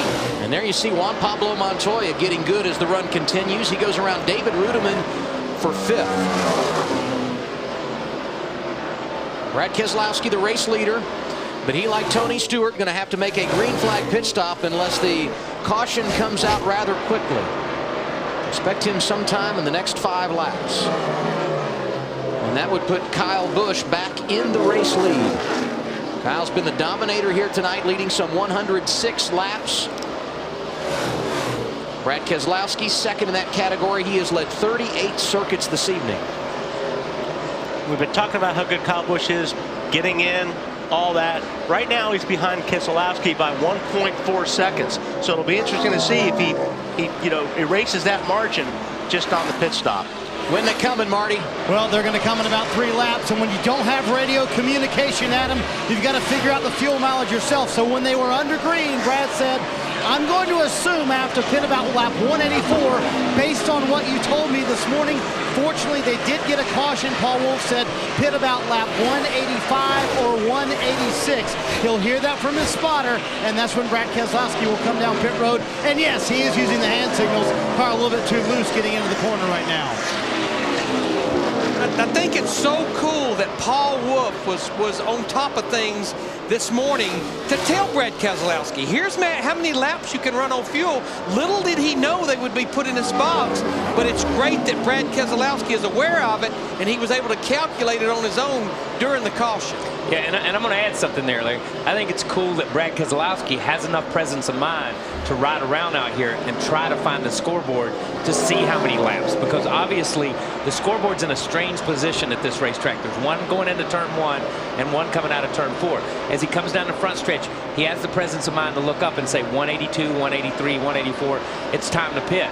Now the only problem that they have is they've worked out their signals. Loose, I put my hand on the door. Push, I put my hand on the A post. We heard him talk about that. That's old school. The difference is you don't know how tight or how loose the car is because you don't hear the inflection or you don't get to verbally communicate. You see him sticking his hand out the window right there to give the crew a signal on what the car is doing. I think we underestimate just how smart Brad Keselowski is. If you go back to that win at Kansas, just remember everything he did to save fuel when he was driving that race car. Well, we said Brad would give up the race lead when he pitted. He may give it up on the racetrack because Kyle Busch is good. He just erased a second there in that last lap.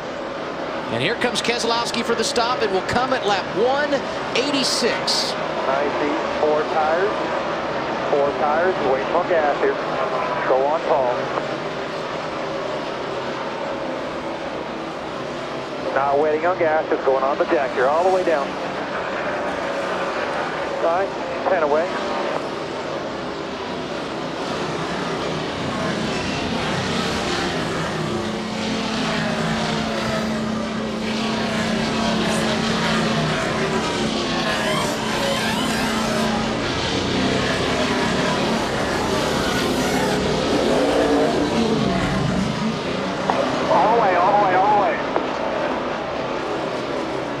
Regan Smith making a green flag pit stop as well, and that got close.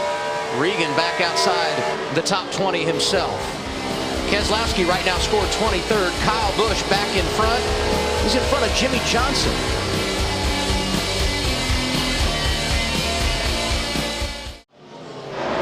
Back at Kentucky, green flag pit stops underway, and the leader on pit road.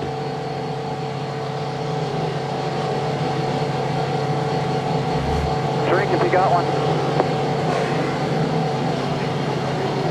3, guys. Settle it. 5, 4, 3, 2.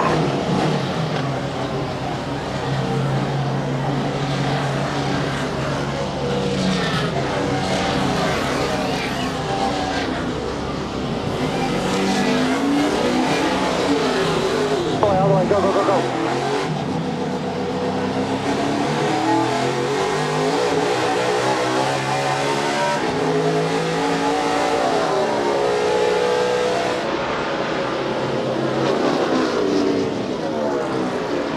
So Kyle Busch makes a pit stop from the race lead. That was a scheduled green flag pit stop for him at lap 193. He goes back onto the racetrack in the 11th position, and the new leader is teammate Denny Hamlin. Denny lost an engine here yesterday, started at the back. He has come to the front, and this is a strategy move. When the caution came out, he elected to pit at lap 153. A handful of drivers did, and now things have cycled through in that group at the front, and it's a while before they've got to pit again. Among the group that pitted with Denny, some of the wave-around guys like Dale Earnhardt Jr., Ryan Newman, Martin Truex Jr., Jeff Gordon, all now in the top 10. Marty? Well, this is a big dilemma for Mike Ford, Adam. He knows that he can probably go to lap 207, but do you leave Denny Hamlin out that long, knowing the rest of these guys are on brand new tires and making up time on you? They want to get Denny some track position. That's why they pitted later than everybody else when no one else came down into that caution. Mike's probably going to leave him out for 3 or 4 more laps here, but we can't leave him out for too long. Obviously, the car very fast, so if they do get up front, Adam, they'll be a contender. Adam, when I look at our top 9 drivers right now, I'm not sure any of them, other than maybe Denny Hamlin, has a car that can win this race. But with that pit stop on lap 153, if we see any of them go to about lap 208 or 209, they may be trying to make it on that one stop and stretched it. Who knows, maybe steal one. And Larry, to add perspective, we kept talking about these top 8 drivers. Brad Keselowski had the lead, had to make a green flag pit stop. He is 9th, so he is the first driver of that group that is on a different cycle. Kyle Busch right behind him. Then you got Jimmy Johnson, Tony Stewart, and Kurt Busch. Those are the only 13 drivers right now that are on the lead lap. Hey, Larry, but if you're, I understand what you're saying about most of those guys, but if you're the 11, what do you do? I mean, I think the 11 is fast enough right now to win the race, but you know, do you go that route, or do you go for the fuel mileage? Yeah, he is absolutely, as Marty just reported, he's the one driver that's kind of in limbo here. I think they're going to come on right now and get on the same agenda as these other drivers, because I think they're giving up so much time with those fresh tires as those guys that just pitted. Dale Jr., one of those in the top 10. He makes his pit stop here at lap 198, and Bobby Labonte in as well.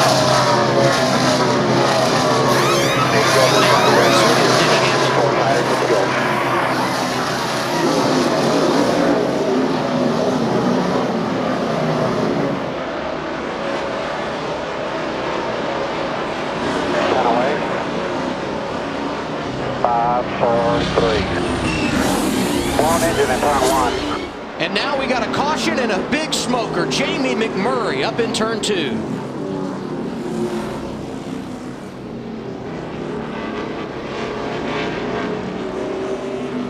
Well, that pretty much throws that possible of making it on one stop out the window, guys, because I think right now no one can make 67 laps on a tank of fuel. So this will put pretty much everybody on even ground. Man, that thing just exploded, I'm surprised man. He hasn't bailed out of that thing yet, because you certainly can't breathe in there with all that. Yeah, it was hard to tell whether, from the angle that we saw, whether he had been in the wall or something. But I think the engine just let go, and he just stopped because he could not see. Yeah.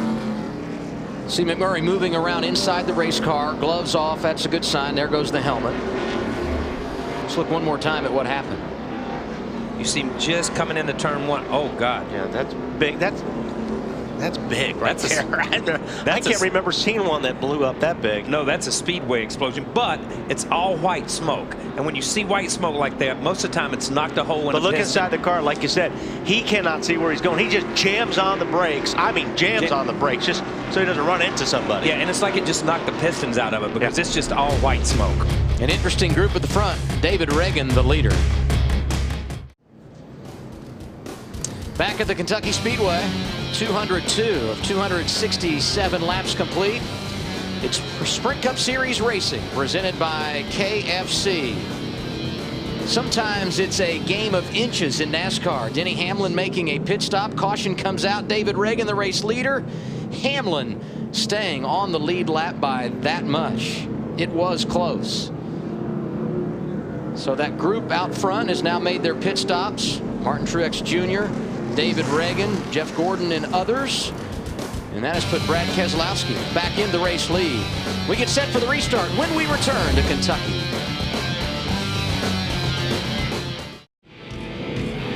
Jamie McMurray, the reason for the caution. He has been released from the infield care center. Now the wave arounds have not made their move yet, but when they do, there is 12 in line to do so. Carl Edwards at the front of that group. As you saw him behind the pace car, he will restart in the 14th position. Brad Keselowski, Kyle Busch, Jimmy Johnson, Tony Stewart, Kurt Busch, the top 5. And now we hear from Jamie McMurray. Here's Ralph Shaheen.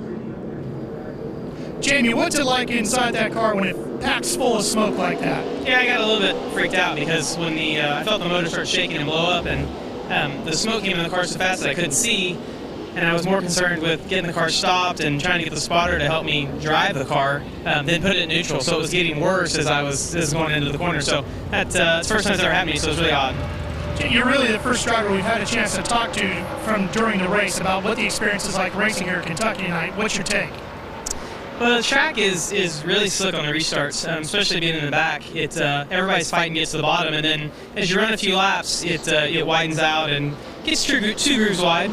I just wish the tire would fall off a little bit more. It doesn't seem that it falls off as much as it needs to. But it's actually, I wasn't a fan of the track in our test day. I didn't really care for the layout because it's different. But once the race started, it raced really well. So yeah, I liked it. All right, Jamie. Thanks. Glad to see you okay. The wave arounds have made their move, and we're set to go back under green, and now they've had a lap. As you saw, the lights go on the pace car, so we will sit and wait a little bit longer before we go green flag racing once again. And you saw as we get ready to go back under the green flag, Brad Keselowski and Kyle Busch now back on the front row, and they the two cars that have really been the best tonight when you look at the numbers. Yeah, and you hear us talk about clean air all the time, and I think that's really important. These guys want to get a good restart to get out front, because I think both Brad is really good out front, but Kyle is really good out front as well. So I think this restart is going to be pretty important. Yeah, it is important. I want to go back to something that Jamie said. Jamie said the racetrack is really slick after a restart. And if you noticed, and if we could go back and rewind, when these guys went to qualify yesterday, even though qualifying was rained out, a lot of guys scuffed their tires to just knock the glaze off their tires because they felt like yesterday that the racetrack was slick on sticker tires. So they wanted to be on one-lap scuffs when they went to qualify. Now that you're in the race, you don't get an opportunity to scuff all your tires. So the restarts are going to be a little slick. Matt? Adam, that's exactly the feeling that Tony Stewart had in the 14 car. He thought he had a right rear tire going down. He asked his spotter to go down to Kurt Busch's spotter. Busch pulled up alongside and said, no, his rear looks just like his right front. He goes, but you know what? I've been feeling the same thing a lot throughout the night. So a lot of guys are feeling that same sensation. Stewart restarting 4th, and how important is track time? Kyle Busch won the truck race here on Friday night. He's running 2nd, and the man who starts in the lead here, it's Brad Keselowski, who won the nationwide race last night here at Kentucky. Never hurts to get some time on track. And getting back, I think some of these guys' cars are better set up, Kyle, for the short run. You know, you're talking about the tire thing, but I also think guys like Kyle Busch and Keselowski, and I thought Kurt Busch's car was really good on those new tires, whether they were slick, stickers or not. Some of those guys were set up for it. Some of those guys can handle that slickness, right, and their car seems to respond to off, that, and they take off, but a lot of them don't. Wind back on you.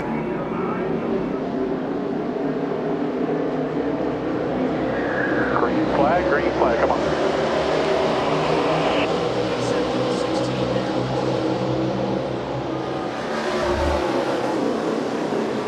Three wide, you're in the top. 2 wide bottom, 2 wide bottom. Clear by 2.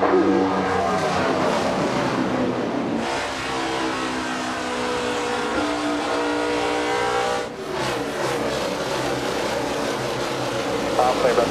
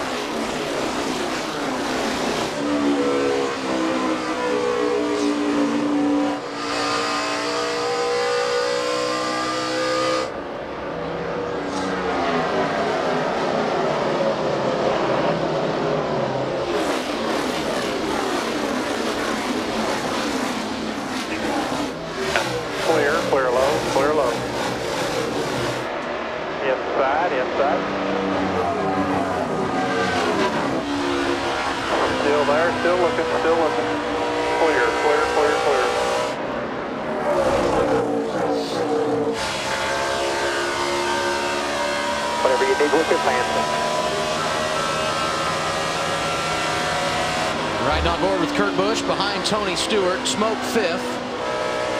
The double deuce 6th as we go back to that last restart. Take a look here. See what happens. Things got stacked up a little bit. I don't know if the 18 spun his tires a little bit, but he didn't get the greatest restart. It looked like 48 went to try to avoid the 18. May even got touched by this car here, the 22. Not yet, not yet, not yet. Green flag. It's like the 18 didn't go for whatever reason. Clear high. Definite contact there, and then a chain reaction 4 or 5 rows behind. On board with Paul Menard following Greg Biffle. Green flag. All rolling, checking up. All rolling, all rolling. One outside. Still clobbered him pretty hard there on Menard's car. You see all the damage there. Menard back in 18th, Biffle in 16th right now. Hey, Montoya's been hanging around all night long. Started second, drifted back, but he's in the 7th position right now. You see him tucked in that bright red Target car behind Kurt Busch. So what about Montoya tonight, Ralph? You know, Adam, he got his first test for Chip Ganassi right here at this speedway in Kentucky back in 2006 to see whether or not he wanted to go cup racing. He crashed that day. Today, he's running great. He's been battling up and in around the top 5 all evening long here. The car is running very good. They haven't been making big changes with that car, so they're right in the zone and should be strong as this one winds down. Montoya, another one of those drivers that won in 2010 that is yet to get a victory in 2011. His win coming at Watkins Glen in August of last year, and I'm sure he's looking forward to going back there next month.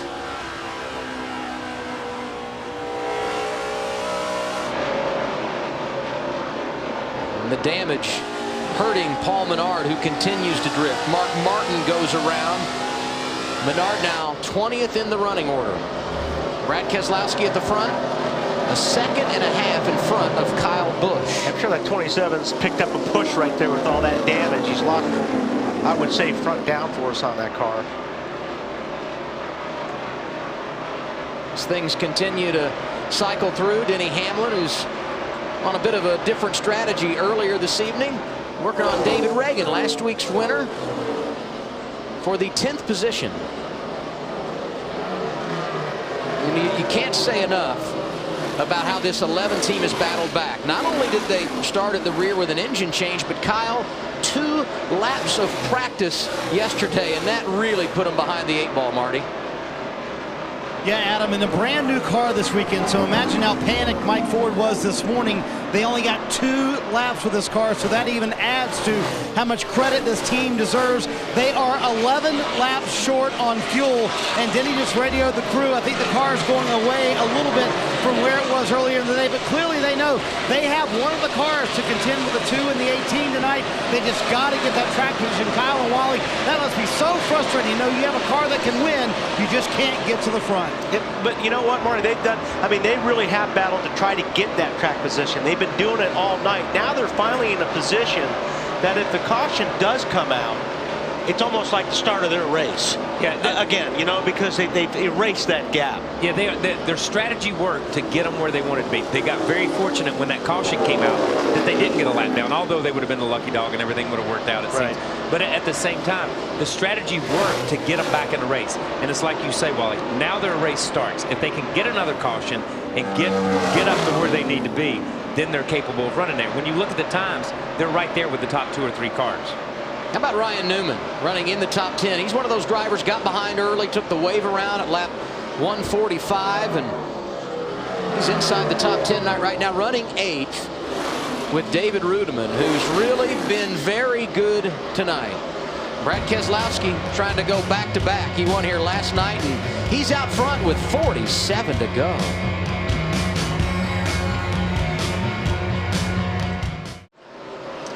We're getting down to it here at the Kentucky Speedway. 225 of 267 laps complete. Kyle Busch has been great all night long. He's second right now, but the new point leader in front of Kevin Harvick and Carl Edwards, and the man everyone chasing in the race, Brad Keselowski, who has a 1.8 second advantage over the aforementioned Kyle Busch. Now we go through the field, presented by McDonald's. Marty Snyder gets us going.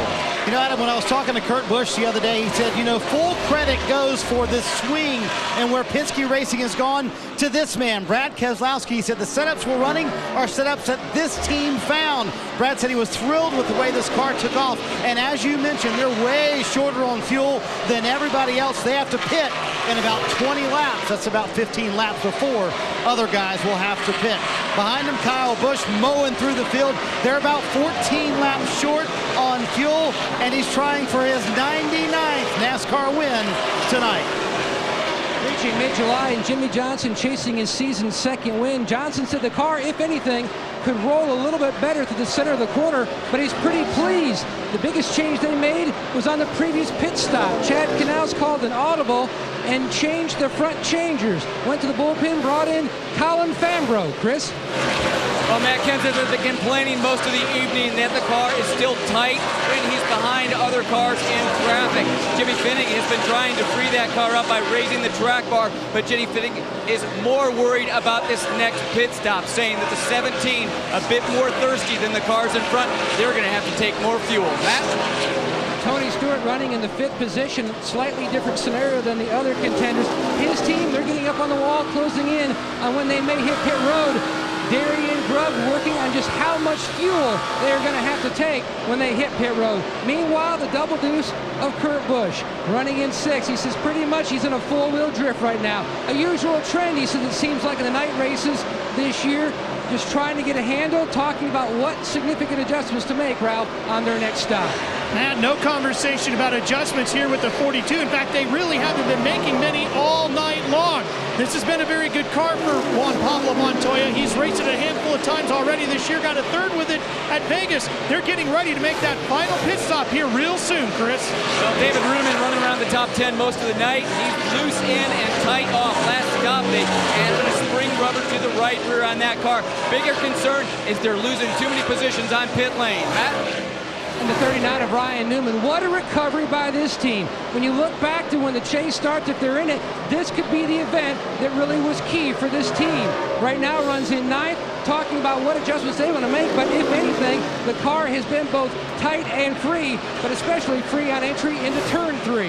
And looking at David Reagan, last week's winner at Daytona. He just moved up to the 9th position. No adjustments on the last stop. And guys, he's calling for that on their next stop.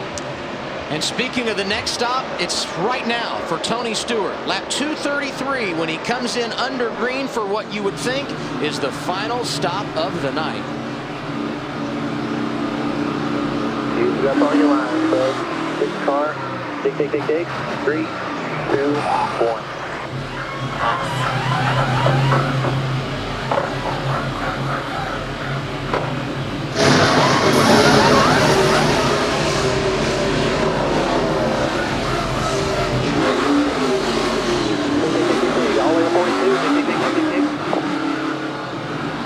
Mark 3800 past the cone, below the line on the back. Brad Keselowski last came to pit road at lap 186.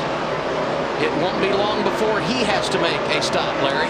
Yeah, what I'm going to see here with Tony Stewart, he's definitely going to get advantage of those 4 fresh tires. But I think some of the drivers that will pit late in the game here, I think because they don't have to wait on fuel, you'll probably see a lot of them just go with right sides on. You better hope they don't get a late caution, because then those tires are going to make a big difference on what you take in this pit stop. Oh, yeah, but as we've well documented, and I think we've seen, these tires do not give up that much, and we know how important being out front in clean areas. Kevin Harvick, the point leader, coming in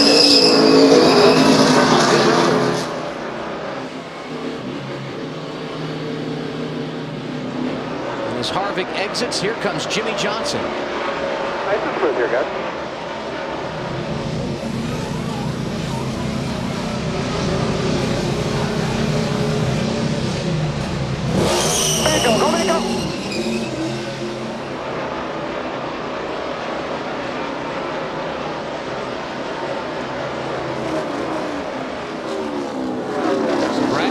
Keselowski has an advantage of 9/10 of a second over Kyle Busch, who is in the runner-up spot. Matt Kenseth, Kurt Busch, and Juan Pablo Montoya, the top 5 right now. Yeah, Kyle's eating up that lead on Keselowski, and Kyle, again, I believe his car is very, very good towards the end of the runs, and you can see that right now. He's knocked about a second off that lead. Well, you really would hate it to come down to anybody but these two, because Kyle's led 114 laps. Brad has led 77. I think there's little doubt they have been the 2 dominant ones here tonight. And you could throw Kurt Busch's name in that hat as well, although his domination came very early.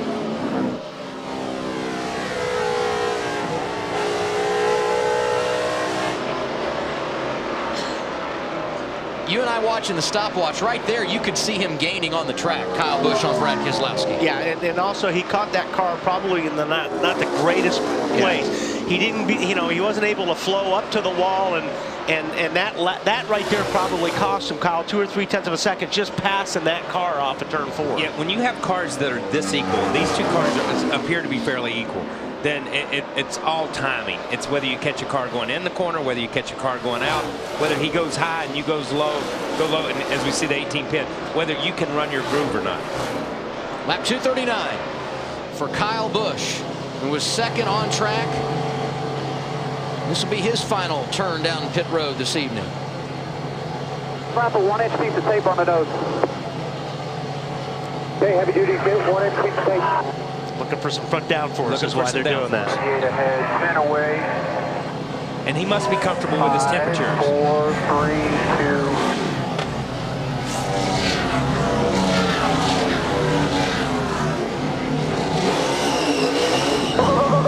As Kyle leaves, here comes the race leader, Brad Keselowski, giving up the top spot at lap 240. Red all the way down here, 10 away. Matt Kenseth was in the top 5. He has made his pit stop. Go on me, nice and easy. Wheel 3, hold the brake, right there, right there. This is where you got to make sure you get the fuel that you need, and not enjoy yourself. And see, the 2 car had to hesitate when he left, which is going to cost him a little bit on the racetrack because the 99 was coming in. I wonder if the 18 got it all, because they had a really fast mile.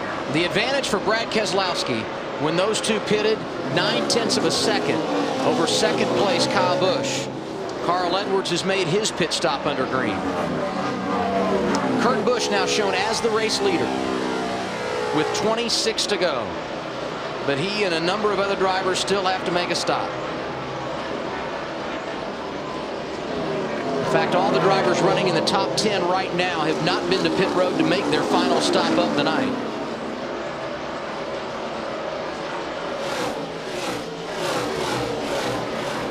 It's Montoya running second behind Kurt Busch.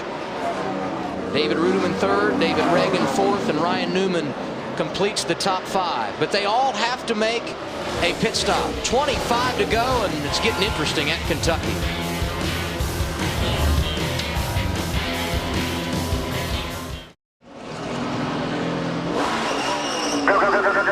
Go. Clear all the way up, 4250. Jeff Gordon making his final stop as Kurt Busch makes his exit.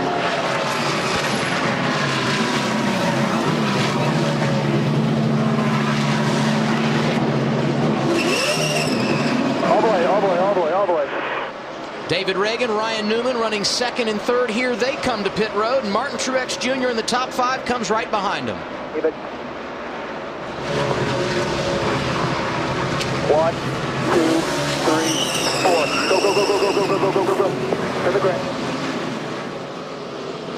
These are all the cars that were running in the top 10 that had yet to make their final pit stop. Dale Jr. was running 8th, and here he comes. 4, 3, 2, 1. Hold on.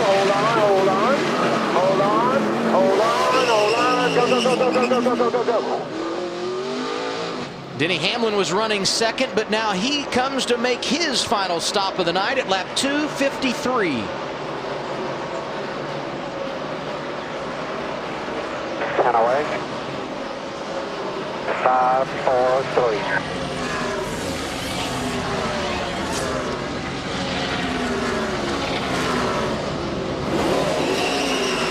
Clear out, all clear.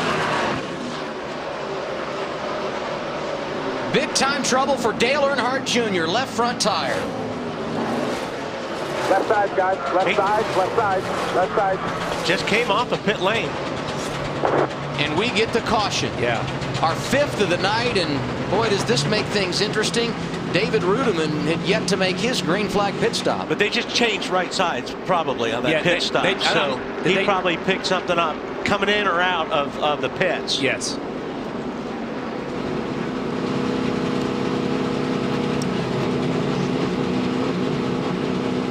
So you see Dale Jr. pitting here to repair the damage. And let's watch. Here's when he came in under green. Gas only, ready, jump in here. Gas only. Leave on me. 5, 4, 3, 2, 1. All right, hold on, hold on, hold on. Hold on, hold on, hold on. Go, go, go, go, go, go, go, go, go. And 4200, 4200. when you're on old tires, and if you don't change the tires, the danger is picking up something right here. This is where all the garbage and the dirt and pistons off of Jamie McMurray's engine are laying down here. And it was just a gas and go. He leaves pit road, he runs on the apron, and instantly it comes apart. Yeah. So it went flat from the time he left pit road or left his pit stall there. Juan Pablo Montoya, the first car 1 lap down. He receives the free pass. He was running in the 7th position. So we'll have 7 cars on the lead lap. David Rudeman had not pitted. He last came at 2:04. How about the last 4 weeks for Dale Earnhardt Jr.? Running so good, those runner-up finishes, and now this. 21st at Michigan, 41st at Infineon, 19th at Daytona. And we're going to have, what, about 20 wave rounds? From David Reagan on back in 8th.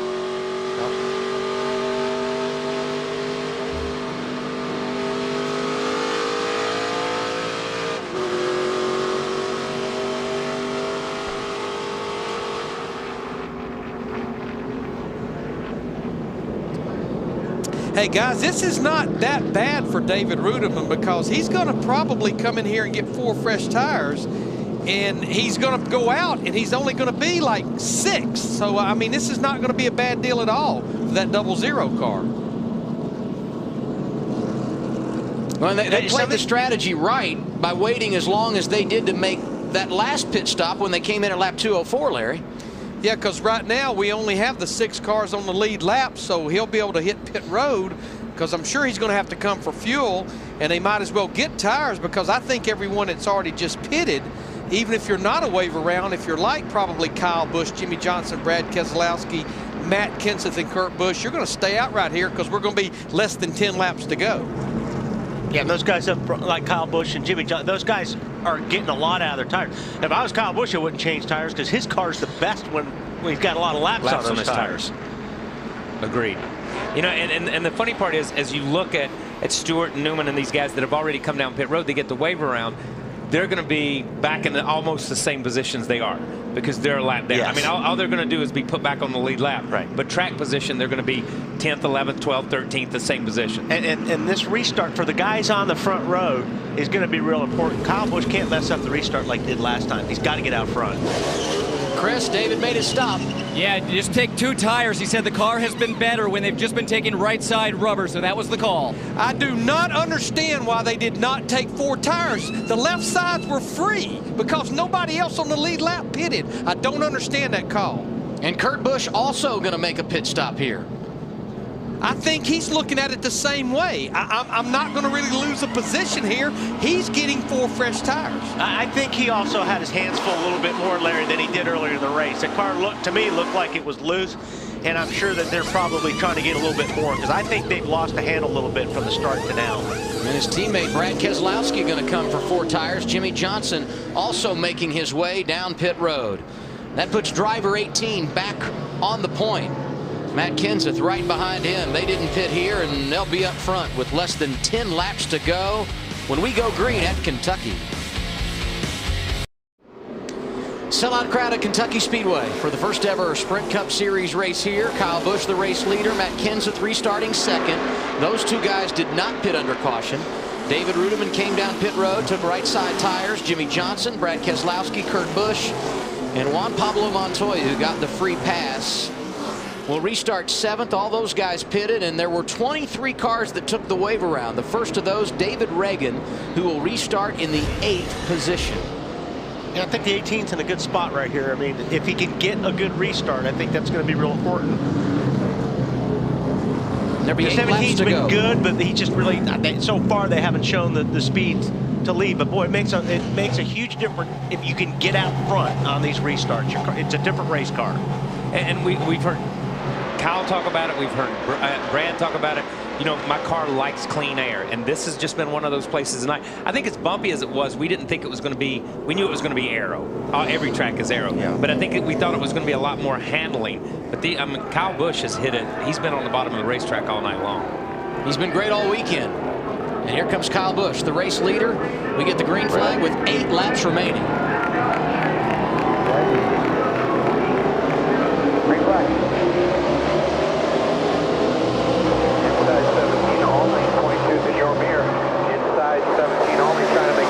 Underneath you. Too wide, too wide, too wide. Clear, clear, clear, clear.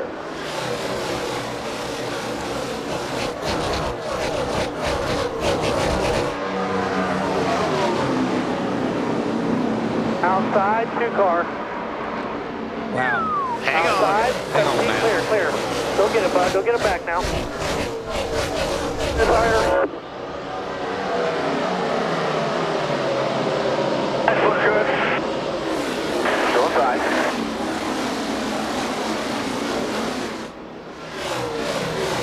Still working the bottom there. And clear.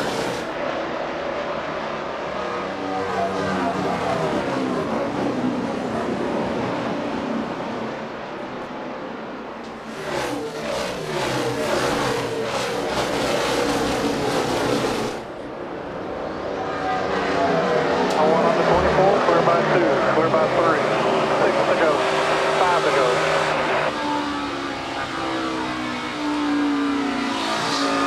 Inside, spin here, stay low, come on, come on, come on. Oh, she's out here. Great eyes, man. Caution out for Clint Boyer, who goes into the wall, our 6th of the night. And it happens with 6 laps remaining here at Kentucky.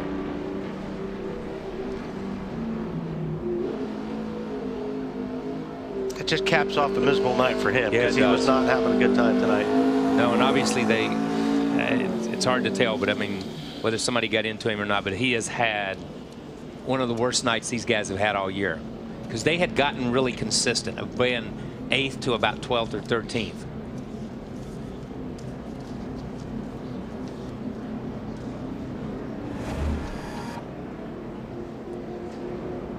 He's just got way up high. It looks like you see the black marks. You can go back and see the black marks if we can see that again. He just went in, and when he went in, he got up, and the car just began to rotate way early into the corner. Yeah, that's the tail end of it. He had already rotated up out of the groove, up into the gray stuff, and there's just nothing there. Clint going to take a big hit in the points.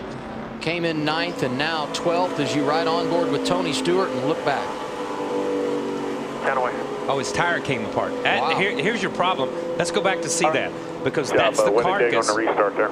If you saw on the 9 car here out of the back of Tony's car, that's the carcass, it looks like, off of the 33 car. The 33 obviously had a flat when he goes off in the corner, and the carcass ends up on the 9 car of Marcos Ambrose. We're not seeing it, but it's already happened at this point in time.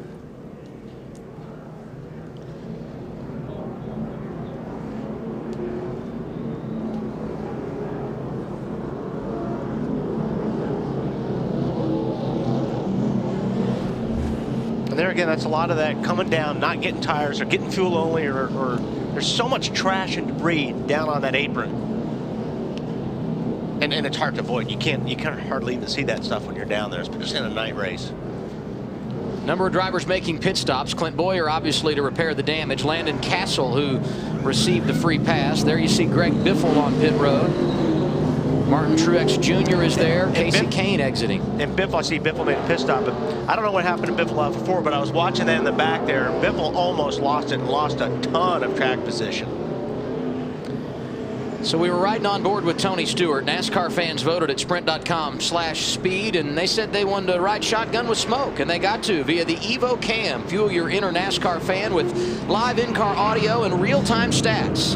Available on NASCAR Sprint Cup Mobile and the HTC Evo 4G only from Sprint at sprint.com/speed. So here's what we have. 263 of 267 laps complete here in tonight's race. Kyle Busch is your race leader. Jimmy Johnson second. Kurt Busch, David Rudiman, Brad Keselowski the top 5. I would be worried if I was Kyle Busch with Jimmy being there now. I would try to pinch him. If I'm Kyle Busch, I'm going to try to pinch him as much as I can going down into 1. So he's got to lift, you know what I mean? Yes. To make that car push. Yeah. Jimmy Johnson, on the other hand, needs to try to get up there as far as he can going into 1, because this is what it's all about right here, is this restart. Yeah, this is the proverbial slide move. If Jimmy can drive in and take him up a little bit or something like that. Or at least get door to door with him. At least get door to door. But you know what? As free as these guys have talked about their cars getting in the corner, it's tough to make yourself drive that deep into the corner, because everybody all night long has said free in, tight in the middle. And when you get that free feel going in and start to push up and turn that wheel, we saw it on the last restart with Matt Kenseth and a couple of those guys. Car breaks loose incredibly quick in the middle of the corner. But I think if Kyle's got it, when he comes down into 1, you just don't want to give the guy on the inside much room on a restart like this with 3 to go. It's okay on restart on lap 50. Sure. Yeah. This is for the marbles. This is for all the gold and all the marbles right here. Last time Kyle Busch pitted, lap 239. All those behind him coming at lap 256. And again, these two guys can get into each other and lift, and then you got a guy in the second row that's going to have a run that can take them both on. Yeah, I mean, this is going to be pretty cool to see what happens here. David Rudiman and that team have put themselves in position. It's like Zipadelli said, you've got to put yourself in position in the last part of the race. And Rudiman and 2 or 3 of these guys like Brad and Kenseth and those guys have put themselves. Newman's back up there. 2 laps to go, but this is not a green-white checker. We are still in regulation. Kyle Busch, the race leader. Jimmy Johnson right beside him, trying to muscle up and make it happen. Ryan Newman going low around Brad Keselowski, and there's Johnson on the inside for the race lead.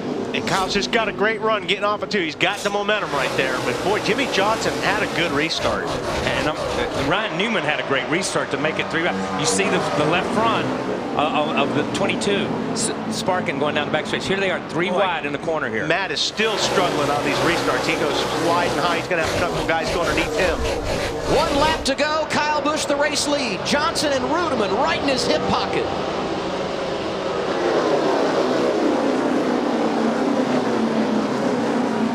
Kyle Busch has been strong all night long. As you look back, here's Carl Edwards up here. There's Jeff Gordon right behind these guys. These guys have come from nowhere to be in this race. And Kyle Busch going to be the first to put his name on the trophy at Kentucky. He leads coming to the checkers. Oh, yeah. Yes, sir. Yes. Woo! Yeah, baby. Good job, David Rudiman. Woo-hoo! Way to go, Dave Rogers. How about that, Rudiman? Great job. Of Kentucky, man. There'll never be an inaugural winner at Kentucky. Great job, Kyle Busch. Great job, guys. Thank you for all your work. That's a great job by the 18 team. They did a great job tonight. His car, from the time, whether it was hot and slick, whether it was grip, they were the guys to beat all night. Even though the 2 car of Brad Keselowski ran up front, these were the guys that had the total package. But you got to give a shout out. There's so many guys. Yeah, Newman, from Edwards, Newman, all those Gordon, guys. Stewart, Kane. These guys fall back. It's incredible how these guys were so many a lap down at different times and fall back. It may not have been the most exciting race, but the strategy played out, and in the end, a lot of guys salvaged something out of this. And on the other end of the spectrum, Kurt Busch fades to 9th at the end. And on the restart, I wouldn't have been surprised to see him get after it and go to victory lane. I just think Kurt lost the handle on that car about 50, 60, 70 laps ago. They just didn't have it. Jeff Gordon lapped down not too long ago. Good finish. Kyle Busch started at the rear after missing the drivers' meeting Friday night, rallied to the front, won the Truck Series race. Wrecked his primary car in qualifying yesterday for nationwide competition, started at the back in a backup, came to the field to finish third. Tonight he started on the pole, and he gets his third win of the year. It's the 22nd of his career. The inaugural winner here at Kentucky, Kyle Busch. And he took him behind the woodshed tonight. Light him up and enjoy the moment. We're going to Victory Lane when we return. The post-race show coming up. You're watching NASCAR on TNT. We're all done at Kentucky. Kyle Busch celebrating. He said, give me that checkered flag. And this is one he'll never forget. His name will be the first to go on the trophy. So much fun. Great run for the runner-up driver, David Rudiman, Chris. Yeah, and it's 1 day shy of 1 year since David Rudiman's last win at Chicago. And David, it looked like you were just shy of a couple laps of getting the win tonight. You can always say that, if you had one more lap, but we're just thankful that it turned out like it did. Everybody did a great job. Thanks to Tom's Toyota Racing Development, and Aaron's Best Western, man. I tell you, we haven't really done much this year to make any noise. And new car, new configuration car. All the guys down at the Fab Shop been busting tail getting things done, and they're a main reason why we ended up finishing tonight. Along with total team effort, great pit stops, great calls by Rodney Childers, and we're just a little short at the end. David Rudiman's best finish of the year. Adam? Only his second top 10, but he's got to feel good about it, and he was there all night long. Nobody as good as Kyle Busch. He led 125 laps, and he led the last one, Matt. And he's working on getting himself out of this race car.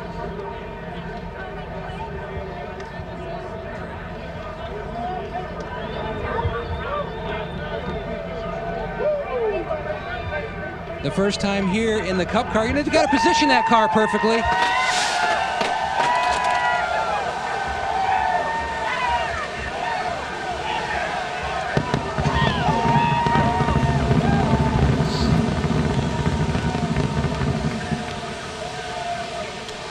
Almost a near perfect night, a truck win on Friday, but this one is special, his 4th mile and a half, and it's the inaugural. And what's this mean to Kyle Busch and his racing resume? This is cool, man. This is right up there with the best of them. I haven't won the big ones, so this is as good as it gets right now. I can't put it into words. I'm tired. I've been screaming the whole time, man. This is cool. The way we ran tonight was awesome. I can't say enough about everybody at M&M's, everybody at Snickers, Pedigree Combos, Toyota Camry, car built right here in Kentucky. So home of the Camry.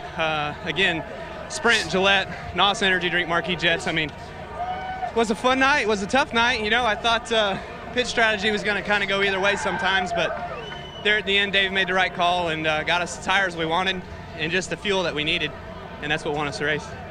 When you look back to tonight, and it just seemed like your team on their game, no matter what segment of the race, you didn't lose the handle of the racetrack. You were either on top or ahead of the game. Yeah, we were right there, and I credit all of that to Dave Rogers. It's a reason Joey Logano had his success here, and I think I've got it. So it's all a part of Joe Gibbs Racing, though. That's what matters. And these guys are phenomenal. These guys on pit road, they did a great job. The A-team working on this thing. The engineers, everybody back at the shop, they gave me a great effort. We come here, we unloaded really strong. It was really good off the truck. So that's where it all started this weekend. We didn't have much work to do, so it was just kind of simple flowing. On Sunday morning, when you sit back and you think about tonight, what's going to be the most impressive part of tonight's win for Kyle Busch? That I won on my way to Slinger. I got to go to Slinger tomorrow, so I'm going to stay here tonight and chill out and get a good night's sleep and get out of here in the morning and head up there and hopefully win a late model race. Congratulations. Marty? Well, I think Jimmy Johnson's kind of scratching his head as to how he finished third tonight. Did you not know that was the last lap of the race? No, I thought we had one more. The 00 was coming and got by me, so I was hopeful I had a shot just to fight for second. I felt like the wind was kind of gone at that point, but I didn't see the white, and I came around, and everybody let off, and I was still on the gas and going. And I'm like, wow, I guess it's over. So, but a great night for the Lowe's Chevrolet. We had a very solid race car, drove up through the field a few times, raced for the win. The 18 was a little bit better than us, when we were on equal tires there at the end. We had a shot at him on new tires, and I think that restart went good for me. If I could have stayed alongside of him going into turn 3 and been side by side off of 4, I would have had a shot at it, but it just didn't work out that way. And if there was another lap, I think 00 was going to go right on by that 18-2. He was coming awfully fast. Well, considering the night they had on pit road, third, not bad for Jimmy Johnson tonight. Chris? Oh, and Ryan Newman charged hard in those closing laps, 7th to 4th. Nice run, Ryan. It was a good last restart. You know, we struggled today, got a lap down, and Tornado Chevrolet was a little off balance-wise, but Tony Gibson and the guys did a good job getting it back right. And then we got a really good break there when the one car blew up, and that got us back in a better cycle, and just had the right strategy from there on out. We had better tires and better fuel opportunities, and just proud of the last restart. I did what I had to do, kept it clean, and a good points day for us too as well. Did what he had to do and made it exciting. Ryan Newman, a top 5 finish, and that's impressive for him because he certainly had to battle through adversity to get it, as did many of the guys you see in the top 12 from tonight's race, Wally. Yeah, there's some of those guys that were way a lap down at one time, struggling back in the 20s and the 30s, and got some good finishes out of it. So the waiver rounds obviously helped a bunch of these guys tonight. Yeah, and the way the cautions fell, it seemed like the guys with the waiver rounds could pit, then get the waiver rounds, so they were still on equal tires, which kept them in the race. Ryan Newman and Jeff Gordon, the two on our first page that jump out to me. Casey Kane leads off page 2. Montoya spent a lot of time tonight in the top 10, finished 15th. Yeah, that surprised me. I mean, he was up in the top 10 most of this race, and probably disappointed in that 15th spot. Brian Vickers, 27th. Dale Earnhardt Jr., another rough night. Back in the 30th position, and Clint Boyer, we documented all the problems he had. 35th is where he is in the final running order. Carl Edwards, top 5 run tonight. Marty?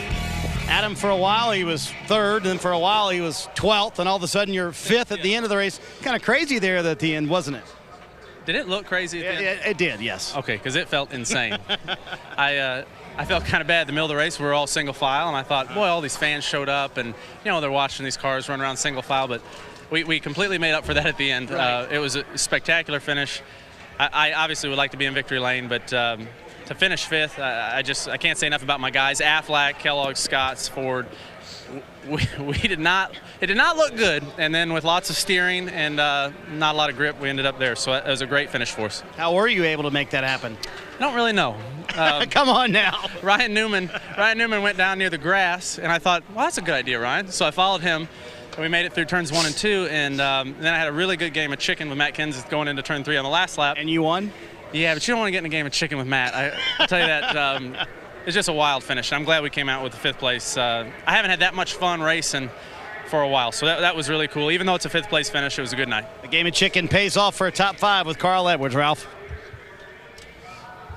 Brad, you had an incredible run going on tonight. What happened at the end? Well, it's just, it was an incredible Miller Lite Dodge, and led a bunch of laps. I'm really proud of my team for that. The effort that's gone into this weekend, and everybody at Penske Racing has a lot to be proud of. I like they've got a better finish. We're better than where we ended up, but I really want to thank my teammate Kurt Busch. He's helped me a lot over the last weeks and made me a better racer to where I can go out and run as well as we have, and I want to thank him for that. But at the end, it's just the restarts are a crapshoot. If you get the bottom lane, you're going backwards, and I kept getting an odd position in bottom lane and working backwards, and then you'd drive forward and pass 1 or 2 and be back on the bottom lane. So just kept playing against us every restart, but all in all, a great effort. We were much better than what we deserved. Led laps, showed how strong this team can be, and hopefully earn some respect.